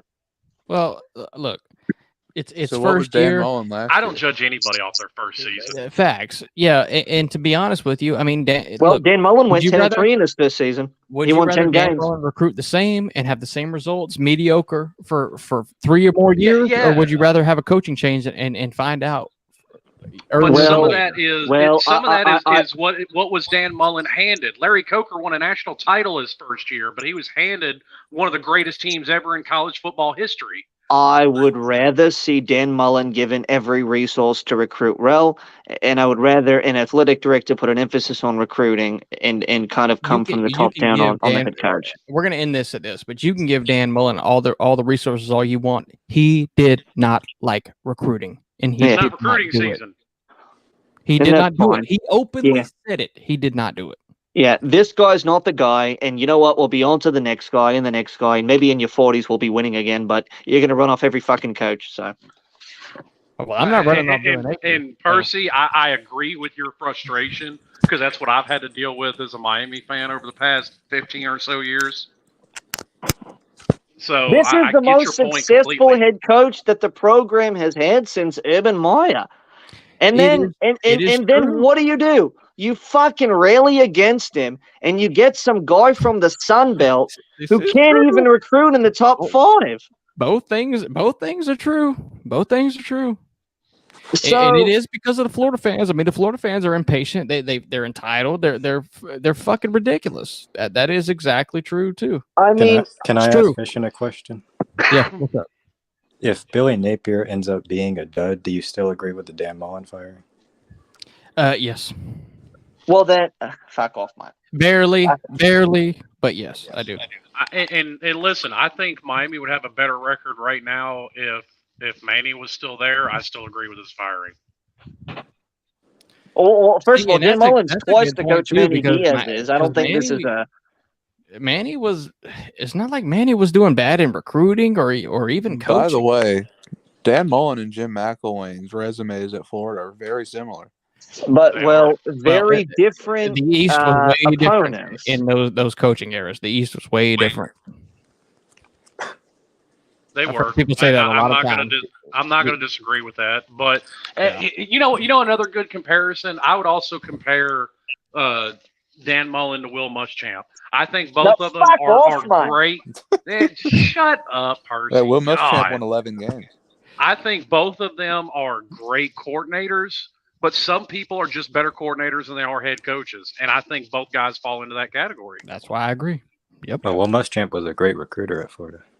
He was defensively. He was. I mean, Jim McElwain won based off of Will Muschamp's recruiting. Yes, he did. Well, first of all, I think Jim McElwain was a decent evaluator of talent, but yes. He it's did fine. build that team Dan Mullen took to the SEC championship. Like I said, we're going to have to wait and see if Billy Napier is a solid hire. But well, you're sitting here talking about how Billy Napier is, how bad he is, but you look, give him a year, 1 year. Well, 1 year. You're talking about me cutting Dan Mullen off after 4 years. I mean, give Billy Napier at least a damn year. Kirby Smart wasn't a first. I mean, I know people make this comparison, and it actually pisses me off sometimes. But Kirby Smart went 75 his first year as a head coach. He was a coordinator. Did you look at his bump class, mate? It was number 1. Billy Napier's nowhere fucking close. So I think we're 4th or 5th in the SEC. Different things come into play. You got the NIL going on and all this bullshit. It's very, very different. That's fine. Very different. That's fine. I'm just telling you, you can't make that comparison because the recruiting is absolutely not even in the same stratosphere. Did his bump class come in and play right away and make him automatically go win? look at Go look at Nick Saban's coaching record prior to being hired at LSU. He was dog shit. You can't use the GOAT as a fucking parameter for every other coach. He's not the greatest of all time. He's the greatest of right now, though. He is right now, absolutely. It doesn't matter. He's not the greatest of all time. It doesn't fucking matter. He's the greatest of all time. No, he's not. Who's the greatest? In my opinion, Tom Osborne. He's Tom Osborne. Fuck off, mate. Not all of us are 75 years old, all right? But neither am I. I'm 34. Get it right. Nah, but Tom Osborne put teams in national championship games in 4 different decades. No other coach has done that. Yeah, so Saban's got 3, doesn't he? Mullen had 2000s, 2010s, and 2020s. Daniel, that's not what I'm saying, Daniel. Look, all I'm saying is give Napier a year. Let him get let him get a recruiting class in and then see how he does. Because you're dealing with tweeners here. You're dealing with Todd Grantham tweeners is what you're dealing with on defense. That's why the defense is so fucking horrible. Now, is Patrick Toney the guy? I don't know. I don't think it's Patrick Toney. I don't think it's Patrick Toney either. I mean, we've got a bunch of undersized players and all kinds of shit right now, and then transfers going out. All our best players left. Yeah. If you look at the recruiting classes and the players that have moved on and the players that have stayed or transferred, I mean, we're left with shit. Basically, 3 stars. I mean, that's really what we're left with. Even beyond that, I think there is something to your argument on. It's going to take a minute to get the stank of Todd Grantham out of there. Definitely. And it ain't just stank; it's some stank. Stank, bro. Like I said, I don't judge any coach off of year 1. I think that's just foolish. Yeah, and I mean, and if you see improvement from year 2, I mean, okay, well, let's move on to year 3. Like, let's not just cut these people off just because of this new fucking coaching era. I mean, it's like you have to see success automatically, or else it's just not the way to go. And it's just, I mean, it just doesn't work every time. I mean, LSU literally fired a coach 2 years after winning a national title. That shows you the that guy was mentality of an average fan. Yeah, that guy was dog shit. Well, Ed Orgeron was nothing but a fucking CEO. Well, maybe he was, but he hired the right coordinators one year. He got the right transfer. And then they all you're saying Dan Mullen is Jesus Christ himself off of one good year. That's all I want my head coach to be is a CEO. I want him to let the offensive coordinator do his job. I want him to let the defensive coordinator do his job. And I want the head coach to look at the overall picture. So a CEO is exactly what you want your head coach to be. Which Billy Napier pretty much is, except for offense, which is my problem. And Percy, I don't know if you agree with this, but there's no offensive coordinator, and that's my problem. Which, what's funny is that I actually, last time we spoke, I disagreed about this. But now you agree? No, I fucking don't. Well, not until it proves to be problematic. I think it's fine. Well, it is proven to be problematic in literally every case. Well, then this guy has to call the game. You want him to call plays too? So to think that then you have to Florida use is going your to be own the argument one, and say it's the first season, so you can't judge it. I mean, I don't. Once again, it's literally failed everywhere. Proven. People have Or learned. we could you use don't be your the head argument and coach say and the he's been terrible, so we should give it up. No, that's not my argument, mate. No. Yeah, no, I mean, look. I mean, how many programs in the country don't have an offensive coordinator? How many programs does the head coach call the offensive plays as the OC? Florida. I mean, Lane Kiffin calls a lot of plays, but still has an offensive coordinator. Ryan Day doesn't have an offensive coordinator? Yes, he does. He does? Ryan Day calls plays, does he not? I think he does, but Brian Hartline has a heavy influence on that. There is something to be said about having an offensive coordinator, even if he doesn't call the plays. Yeah, I'm sure Jim Harbaugh calls we a lot have of somebody plays that fucking helps call plays. I'm sure it's not Billy Napier just fucking on his own lonesome. The offensive line coaches or the tight end coach? Come on, stop it. The running back coach, DeBarja Luke, stop it. Oh, he's gone. This is where I've had enough. Wait, Look, do you guys have a quarterbacks coach, or is it also Billy Napier? It's Billy Napier. Billy Napier is the offensive coordinator and the QB coach and the head coach. That is the formula, and I don't like that. Yeah, that's entirely too many responsibilities. No, mate. Hold on, mate. That's not true. Hold on. It is true. Oh, well, I want to fucking get some fix. We have 2 offensive line coaches. We have Jabarja Luke, which is the running back coach, and we have Mike Piegler as the tight end coach, and that is it. You have a You big have a wide staff. receiver coach? Kyrie Colbert. He's the wide receiver coach. Yeah, you have a big ass staff. I was against it when Mark Richt came in and said he was calling plays, but he had a quarterbacks coach and he had a offensive coordinator. So yeah, Mark Richt was calling plays, and I was against it, but he still had a coordinator, so it wasn't all on him.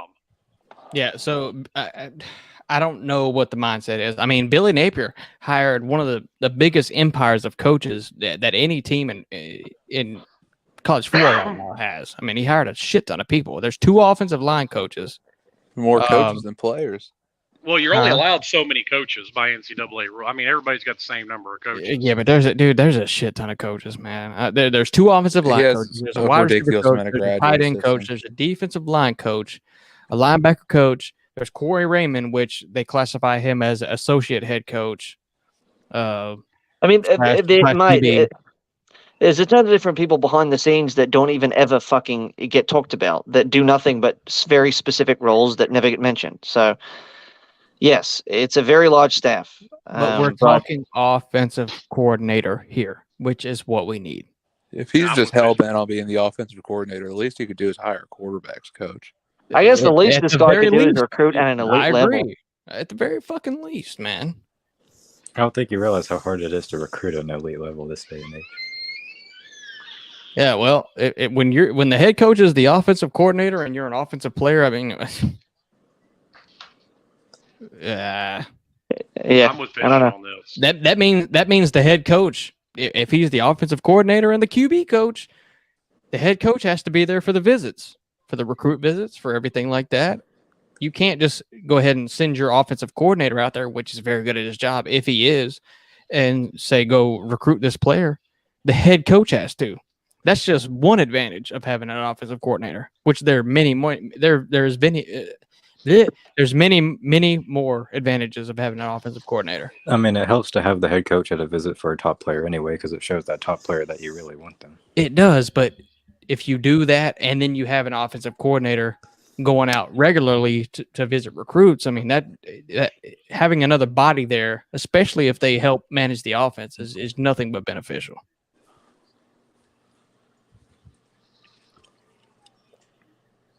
I mean, you can have the offensive coordinator. I mean, I guess there to talk about the actual scheme, but I don't know. Should be doing most of the flirting, right? Say what? I said you can have an offensive coordinator go and talk about his role in the actual scheme, but the head coach should do most of the flirting. The coordinators generally don't do a lot of recruiting trips. It's mostly position coaches. But, yeah. God, Yeah. Washington. Well, I mean, are y'all? I mean, are y'all really the best game like? on right now? I don't know. Look, I mate, thought we were getting off of this. I don't have an opinion on it. yeah, I mean, can we look, stop? Can we get a little less SEC? Let's talk about Miami more. well, they're awful, mate. Let's talk about it. Josh Gaddis is doo-doo. Yeah, we talked about Miami, and we've come to the conclusion that We've come to the conclusion that Miami is cheeks, mate. There's no. Once again, There's Bishop, no you're making me more. wonder, dude. You really are. Josh Gaddis has dropped all those balls. Josh Gaddis has fumbled all those balls. Yeah, it makes me not want a coordinator. That's how bad he is. Makes me just want Billy Napier to call plays. Slim, I'll say, like I said earlier, man. I mean, are players' mistakes not a coaching? That's my whole point. I mean, if you're going to fumble the ball, are you of not them- keeping the ball secure? Did they strip it from your hands? If they did strip it, I mean, let's not let it happen again. But it keeps happening. And if you throw right in front of, I mean, we watched Slim. I watched those turnovers. They were terrible, and it was not just the quarterback's fault. I mean, it was a scheme. I mean, the quarterback thought it was like a dig route, but it wasn't. I mean, the defensive back just dropped up and just caught it 10 yards away from the receiver. I mean, it was just Who's bad. Miami's quarterback's coach, by the way? Huh?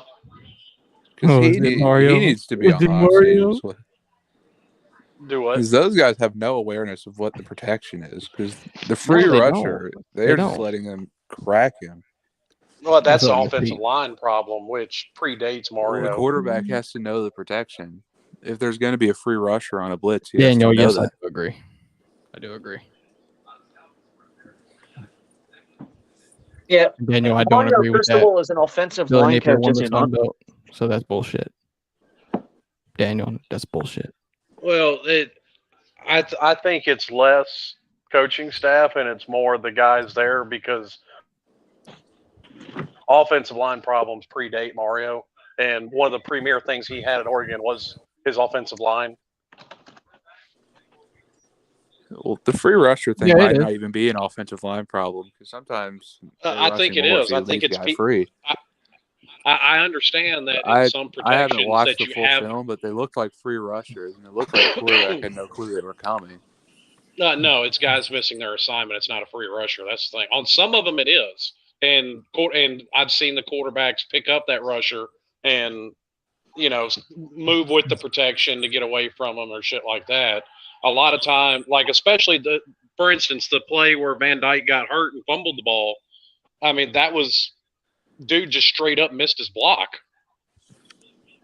And who is to blame for that? It's coaching. The players. No, it's not. Coaching, the coaches man. have been there 5 minutes. Yeah, well, that's not true. That's not true. Look, this is the exact same argument that I use against Florida, which is that Miami, per talent composite, is the number 2 most talented team in the ACC. So there is no excuse from a talent perspective. Maybe from a first-year head coaching perspective. There hasn't been for every single season they've been in the ACC. Well, but when you have no consistency, you negate that talent advantage. This is a good point, Luke. How many 4-stars are on Duke's roster? 2. 2 4-stars on Duke's roster, and they just blew out Miami. Duke's roster. Yes, and that has that 71 3-stars.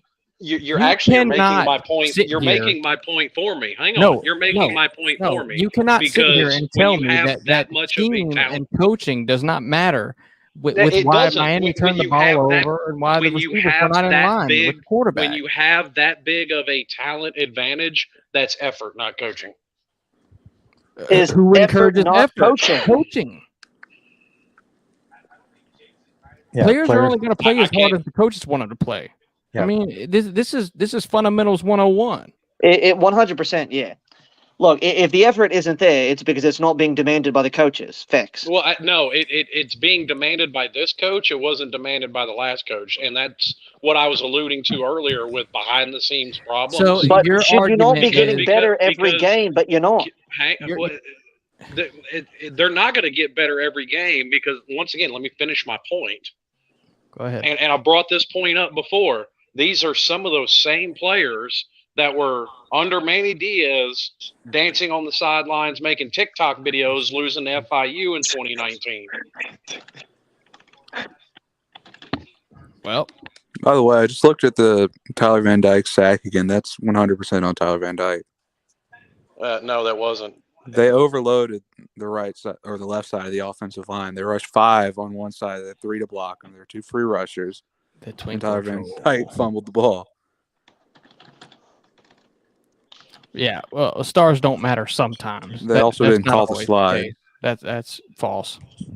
Yeah, well, you're right there. Stars don't matter sometimes. You can definitely sometimes. That's not a 24/7 case about all players. You can definitely find players that will. No, I'm just saying you can find players that will outplay their talent ranking. Well, I was replying to the comment, but yes, I agree. Yeah. Yeah. Well, I'm expanding on your point. Yeah. That's all. Yeah.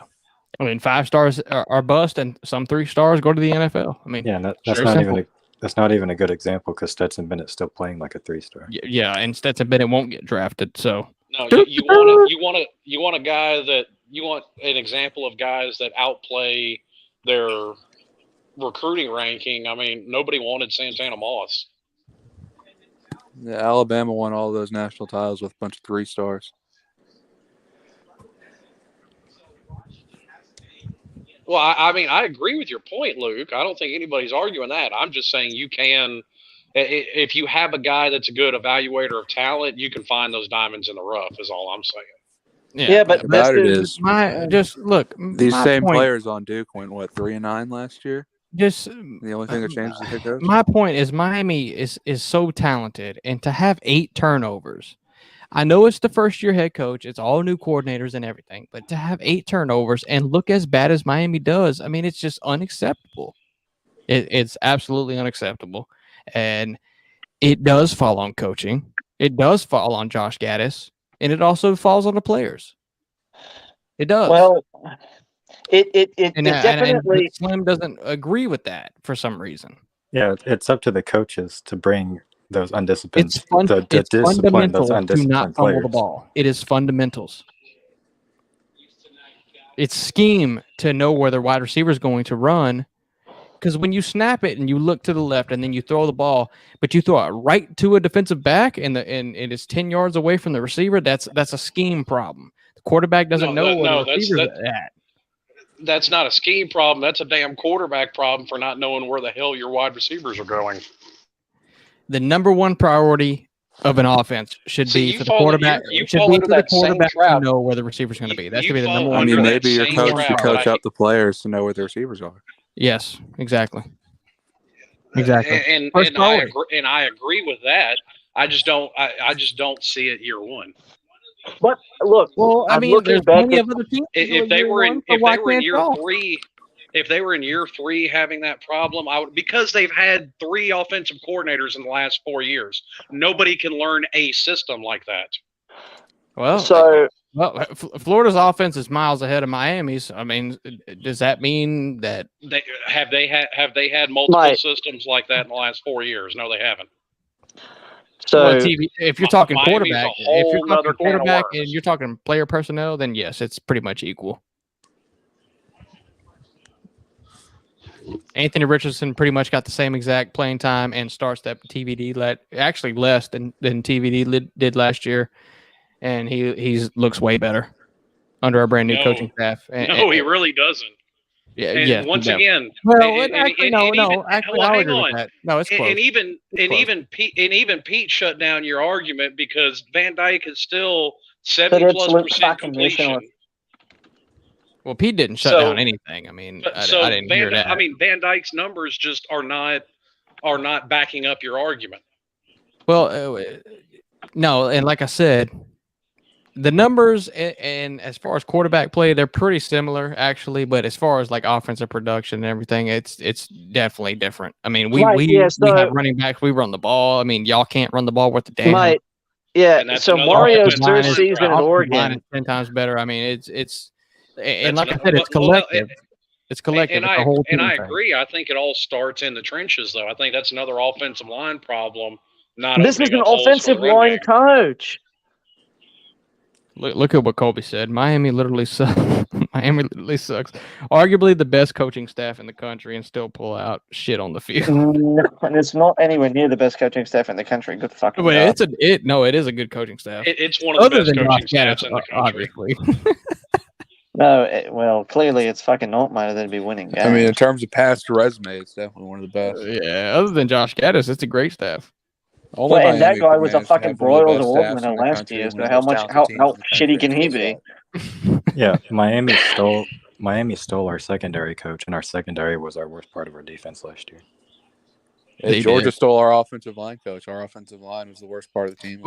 Well, Falcon, didn't your DB coach come from West Virginia when they had the best secondary?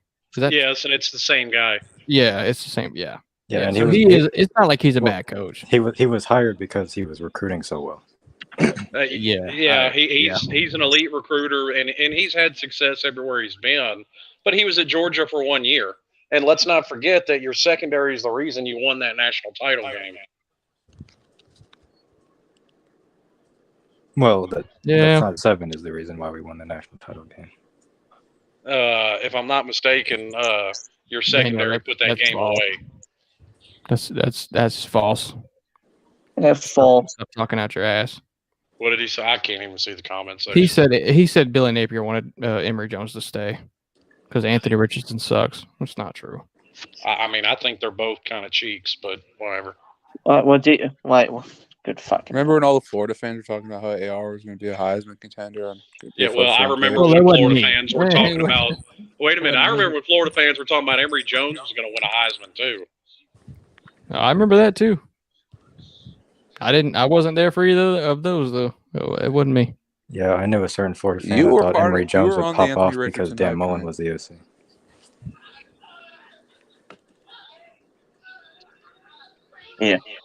Yeah, no shot. Yeah. Well, believe it or not, mate, you got to give coaches a little bit longer, but that's not today's game, so whatever. Well, and I agree. That's why I'm not too worried about Miami going forward. I've just kind of given up a little Slim, bit. maybe you should start getting worried because every time you say this, Miami gets lower and lower. Dude, I don't care what outside of them going 0-12 or having some big off the field scandal. I could give a shit less what any coach does year one. Twinkle Troll, that is partially correct. Yeah, that's what I said.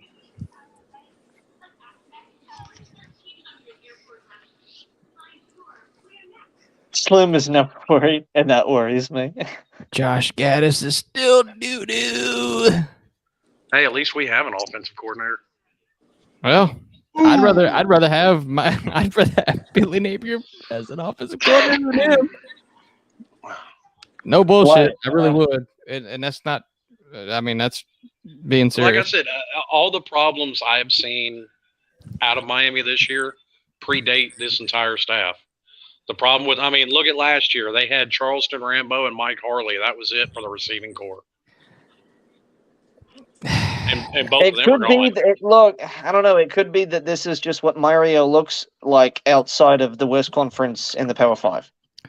Well, or he's he's only been getting there. the ACC credit. Oh my god! Or he's only been there 5 minutes and he's not a miracle worker. Well, it's been more than 5 minutes, but you get my point. In the general there's a scheme few of things, things that it's go been into 5 this. minutes. There's a few things that go into this. Why did he not go into the portal and get a wide receiver? That's one thing. I will not stop saying this, but Josh Gaddis was a doo-doo hire.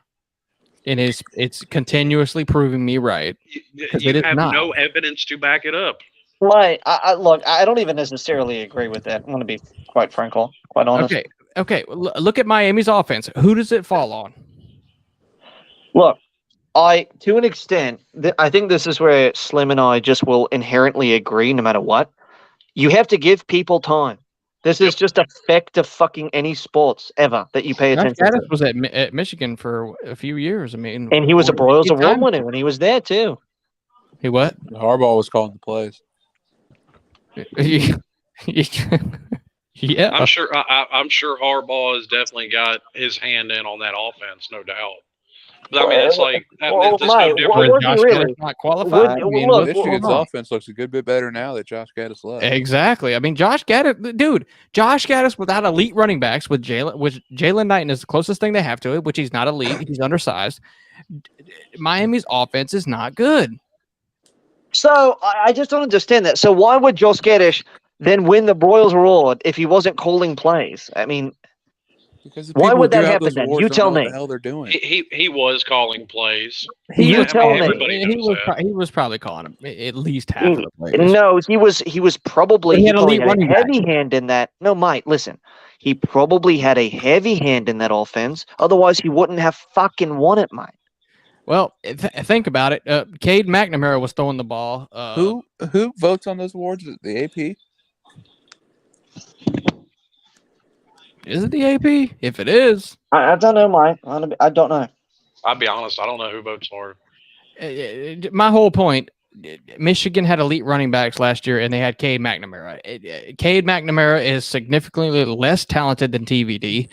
Cade McNamara never really got better. He was serviceable, got him to the playoffs because of the elite running backs and the offensive line, and they don't have it in Miami, so Josh Gaddis is not successful. Well, I think that's my whole opinion on it. I think that's a testament to Josh Gaddis, though, is using what he had and making it to the playoffs.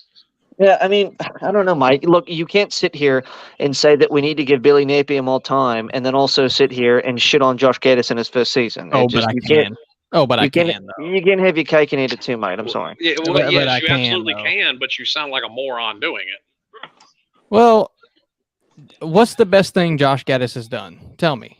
It doesn't matter because it's the first season, mate. It's the first season at Miami. He was at Michigan. That was the whole point. He made the playoffs and got shut down. Right, but by insurmountable talent and a generational defense, which you don't always face. No, you don't. Is it I mean, would you agree that Josh Gaddis needs elite talent to run a successful offense? I I mean, you think can he make needs that two argument things. for everybody. I think he needs two things likely. Time and better players, which Mario is recruiting, which you can literally look at the recruiting rankings and see this. Yeah, if you think that they're not going to have better players in the next couple of years, you're blind. They definitely are, but I'm telling you, you might not believe me right now, and I might sound crazy as fuck right now. I don't care. I don't think Josh Gaddis is going to be the offensive coordinator in years to come. Mate, I'm literally sitting here defending Mullen. I don't give a goddamn about looking right, as long as I'm right in the long term. So I agree with you. I'm just telling you, to everybody else, it makes no fucking sense. Well, I'm sure. I think you actually have a point there. I think long term he won't be there because he's been considered for head coaching jobs and he's going to get considered again. Stop it. Oh my God. Okay. If you think that he's not going to be again considered for head coaching jobs, you're nuts. Well, maybe he'll be a better head coach than he is an offensive coordinator. I mean, Tony Elliott got a damn head coaching job, and he's a terrible offensive coordinator. Yeah, that's working out well, isn't it? Yeah, exactly. I didn't say it would work out. I just said he would get the. I would just said he would get the chance. Yeah, well, it'll pretty much go the same way, if not worse, I would say. So, Texas lost. Yep. Did that surprise anybody? Did it not surprise anybody? Oklahoma State's a better team, so no. I mean, I said on somebody's show. I said on Pete's show Friday night, if I had to put an amount of money that mattered to me, Oklahoma State's winning the Big 12. Now, let me take a pivot here. So, you already took a pivot with the Texas comment. But I'm making a second pivot. One, too. So, Iowa, before today, was the number 7 defense in the country. And then Ohio State hung 54 on them, and it could have been 70. So does anybody have any objections to me saying Ohio State is the best team in the country? I would. Well, who competes with them right now? I don't have a whole lot of objection to it. I will say this: I was very similar to, and I'll use Miami from a few years ago. Miami had an absolute elite defense, but when they went against top tier teams and their offense just was not producing, the defense just gave out. Eventually, they can only do so much. Yeah, top tier teams like 2017 North Carolina that almost beat you guys. That game was fun. Yeah, but you didn't. Yeah, I mean, with Ohio State's defense getting better, I mean, I think they're the clear-cut number one, just because of how good the offense is and the defense getting better. Now, I'll say this. Everybody was shitting on Michigan. I think it's all going to come down to that game. It definitely is. It definitely is. I don't think Michigan. I don't think Michigan stands a chance in that game. Yes, it is. No, mate, it's not. Ohio State's going to fucking blow them out. Michigan don't have the offense. They run the ball too much. They are too a lot like Georgia. It's too slow. What happened last year? Oh wait, speaking of which, running the ball doesn't mean you don't have an offense. They put, oh shit, my bad. It was Josh Gaddis' offense, and they ran the ball. That's right, Fishing. My bad. That's right. According to Fishing, it was all Josh Gaddis and all that running. He doesn't want to throw the ball. That's my bad, Josh Gaddis is gone, and they're still just running the ball. Cade McNamara was like 12 of 17. That's my bad, man. Ohio State's defense was garbage last year. Yeah, they went out and they got a real defensive coordinator now. Correct. Yeah. Is Ohio State's defense that good this year, though? It is. Better than last year. It's very improved. It is. And their offense is also improved. They are overall a better team. You're only going to get so much improvement in 1 year, but the thing is, unlike Oklahoma, Ohio State actually has the talent on defense. So what's the best offense Ohio State's defense has played? Michigan State? Iowa also has before the game today, they had the second to worst offense in the country. Who's worse than Iowa? Out of all teams in nationwide. Who's actually worse than Iowa? UMass. And I'm not saying that you should look at this game holistically and draw conclusions, but I'm saying in the first half alone, Ohio State scored 26 points. So it's not like they were struggling in the early possessions. I mean, look, I think that this is a pretty stout Iowa defense, no doubt. And in other years, maybe this would have given Ohio State a problem even, but not this year because I actually think Ohio State are pretty particularly good. Colby, you're gonna have to give me 14 or 17 points, bro. I don't Percy, know. I agree with that, but I think there's also something to the fact that Iowa's offense is so inept that their defense just isn't getting any help. I wouldn't touch Florida plus 14 with a 10-foot pole. Yeah, I wouldn't either. Well, it's one score, Billy. I do 17. I would do 17. I wouldn't do 17 either. You need I mean, to give me at least 28. I mean, Colby's my boy. I'll do 17. Why don't you just bet the Vegas spread, Colby? I couldn't imagine you with the Georgia head on. Is the spread out yet? Is it out?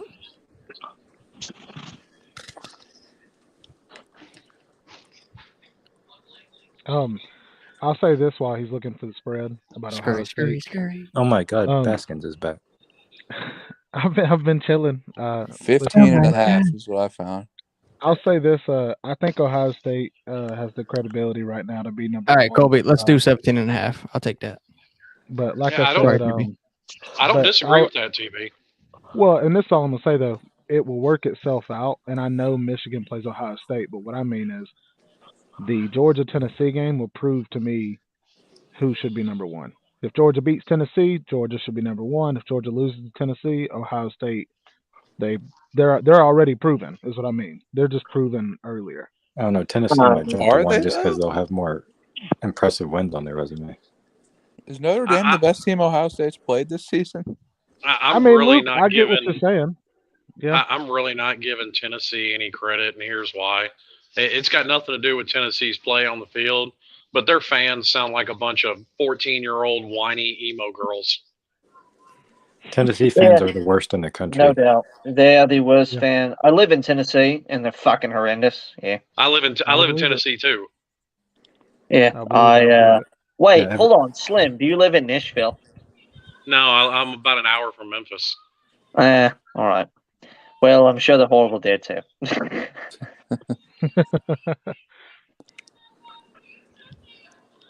Okay. Luke, is that you in the background getting that? Well, Memphis is kind of a weird area because Slim lives in Doodoo-ville. You know, Luke, Memphis is like an hour and a half from Oxford. It's right up the road from Starkville. You got a lot of Arkansas fans fucking too. Cities, big to big to big, just like three dingleberries hanging off the side of the U.S. Hey, don't talk about California like that. No, I heard. I thought he was talking about Florida. That's right, traveling. Shit, I was talking about Mississippi. Gotcha. Colby, I'm not doing that. No. Why would I bet 14 UGA under the spread for Florida? Why would I do that? The spread's probably going to go up. It's probably going to be 20 by the time the game's played. Colby, you tripping?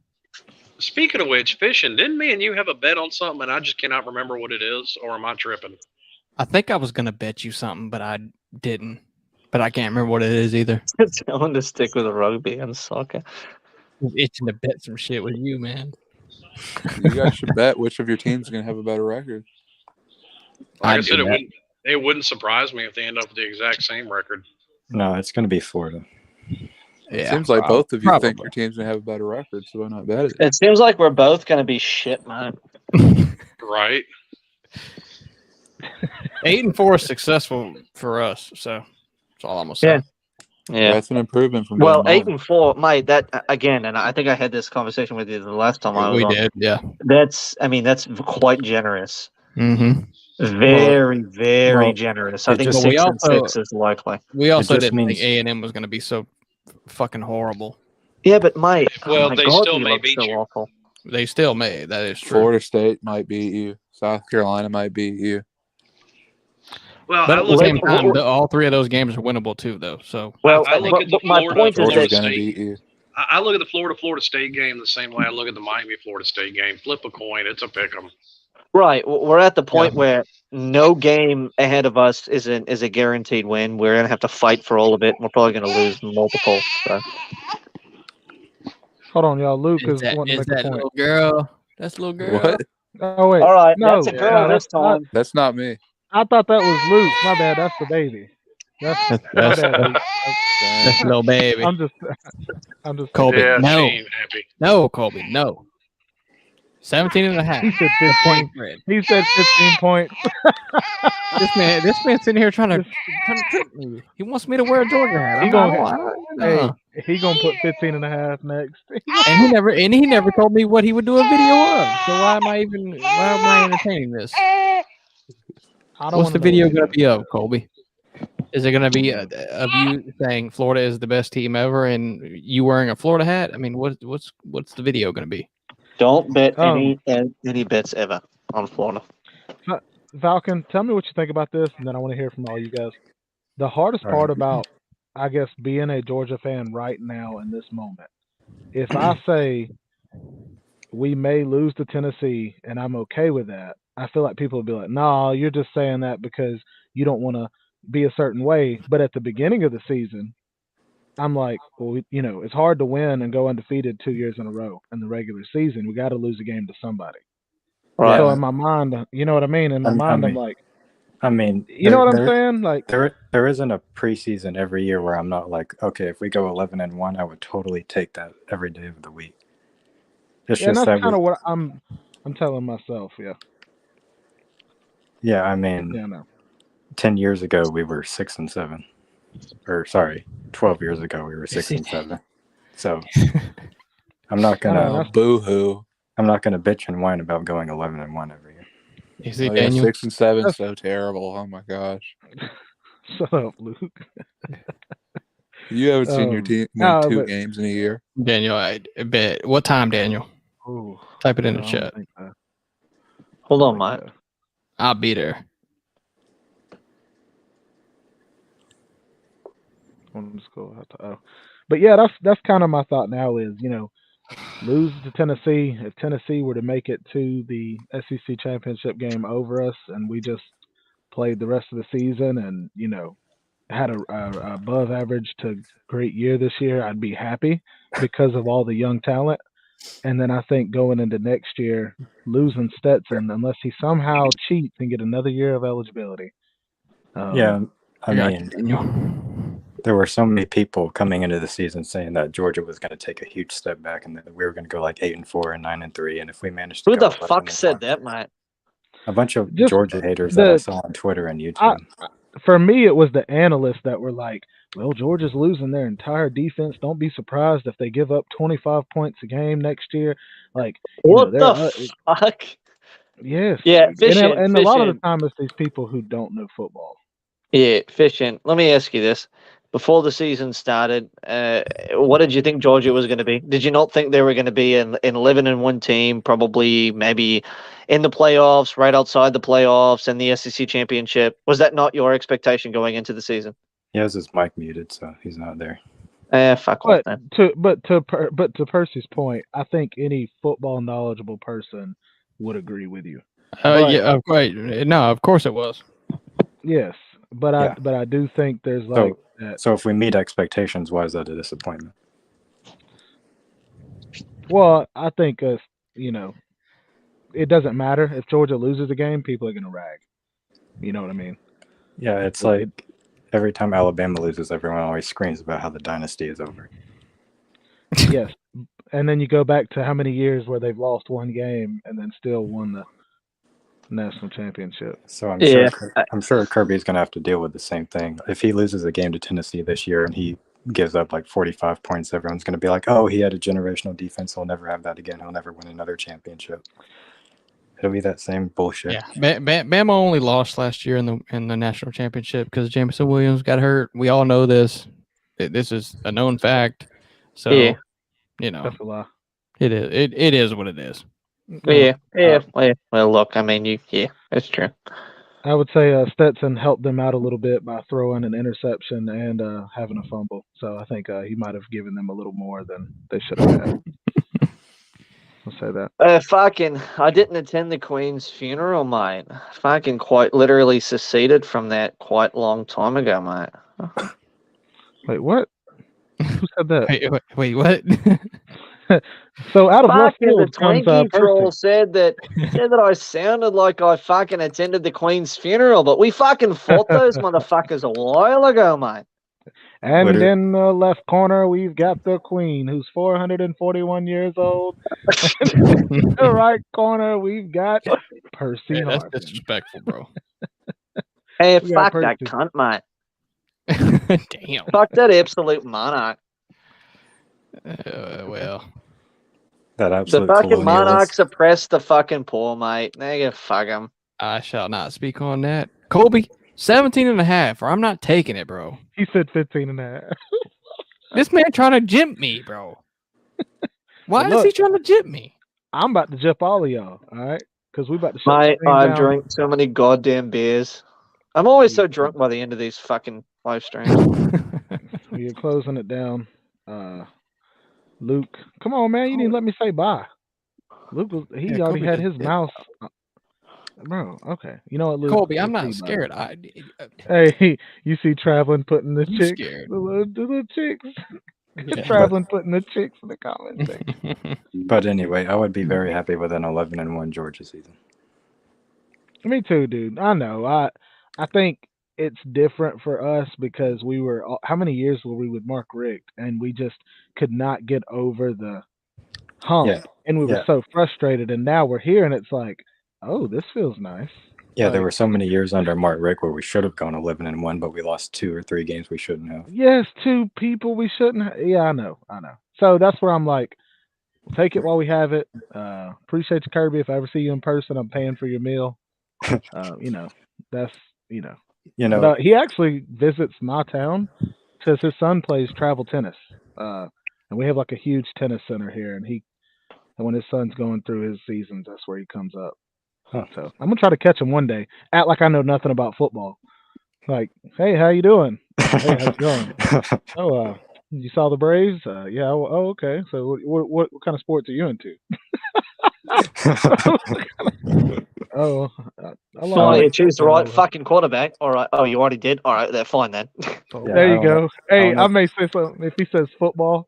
Be like, yeah, I'm not really into soccer, but I mean, to each their own. Like, Colby, are you scared that y'all won't beat Florida by more than 15.5? Is that what it is? Is that the problem? I mean, I'm certainly scared about that. Well, Colby seems to be scared about that. He doesn't want to go 17.5 points. I have absolutely no faith. I could see us losing by 4 touchdowns, and I could see it being one there score. you go, Colby. Bet Percy then. No, Percy doesn't bet. I want the whole 17.5.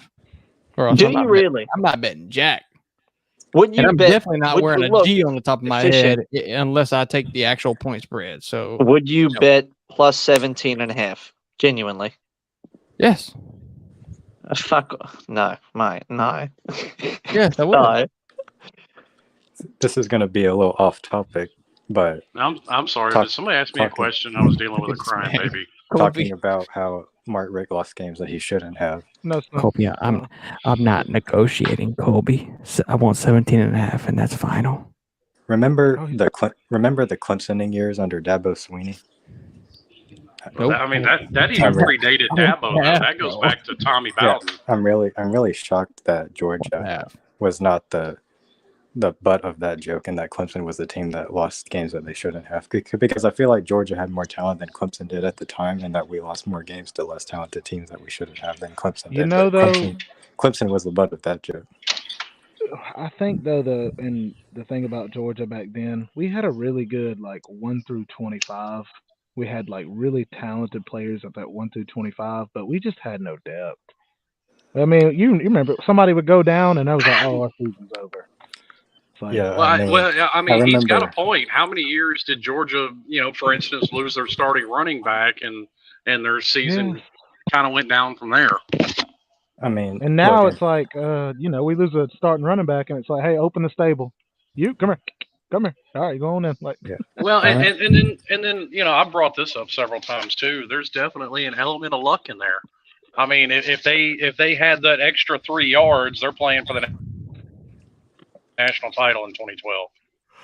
Yeah, I mean, that was arguably even more heartbreaking of a loss than like the 2017 loss to me, because I was a little kid back then and I didn't have a whole lot of emotional maturity.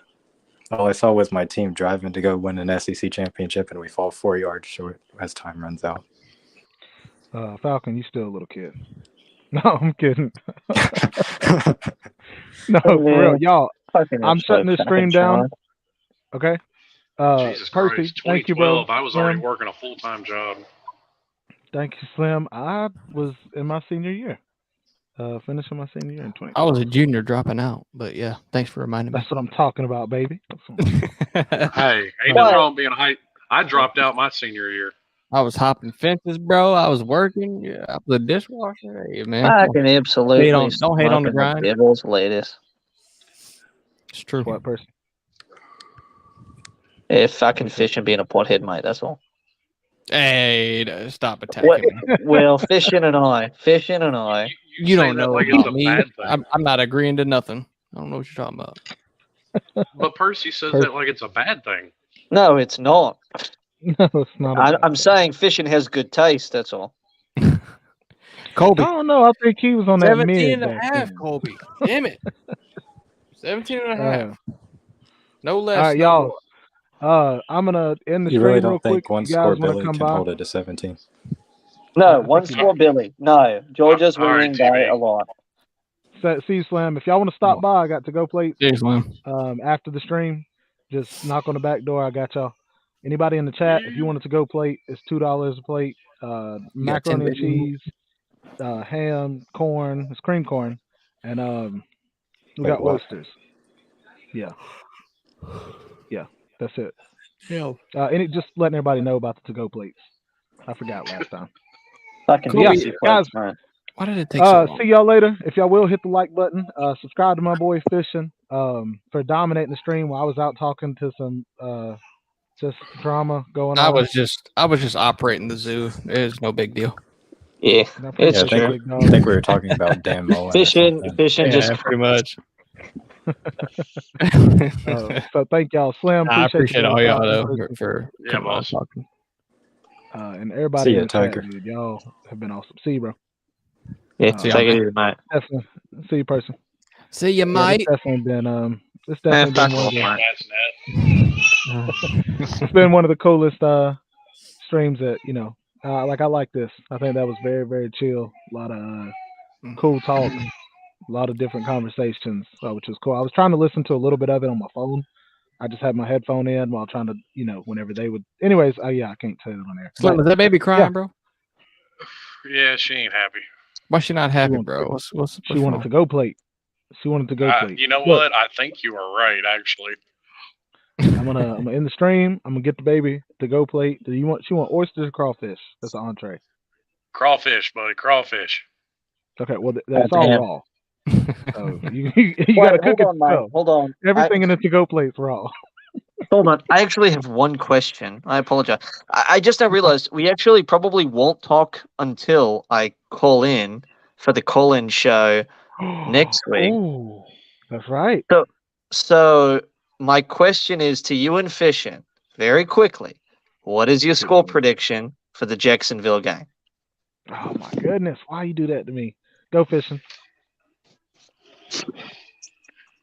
35-21, Georgia. It's fucking I'm generous. gonna go 38. That covers my point spread for Colby. So I don't think Florida scores 21. I think 38. No, I think we'll probably score 20. I'd say about Yeah. 41-21. I think they're going to pull away late. Okay. it depends. Yeah, I could see. Anyway, This yeah, is we'll, the we'll talk. reason- We'll talk about this at length on Wednesday afternoon Now because the Wednesday we do the reasoning behind my- preview. Yes, for sure. Well, my reasoning behind that, the 38-10, why I'm putting low number, is because we play Tennessee the following week. I know dang well if Kirby can shut it down early, he gonna shut it down. He ain't gonna try to have anybody get hurt, nobody get in trouble. He just wants to get out of that game with a win, focus on the next week. Colby, you're out of your mind. That's so thank you though. That was a good question though, Percy. I like that. And I will see you next Saturday. Hold on. Kirby's sitting here trying. Colby's sitting here trying to give me 15 points and jip me out of 2 points, and he wants to say 55-13. He tried to jip me between a 15-point spread and a 17-point spread, and he wants to jip me out of 2 points. Colby, what are you doing? Colby, I'm done. I'm okay. That's how we ended it. That's how we ended it. Colby, Love y'all. Fishing, you my boy. Thank all y'all. We are all right. We out. See y'all. Take it easy, mate. See y'all, man. Appreciate y'all.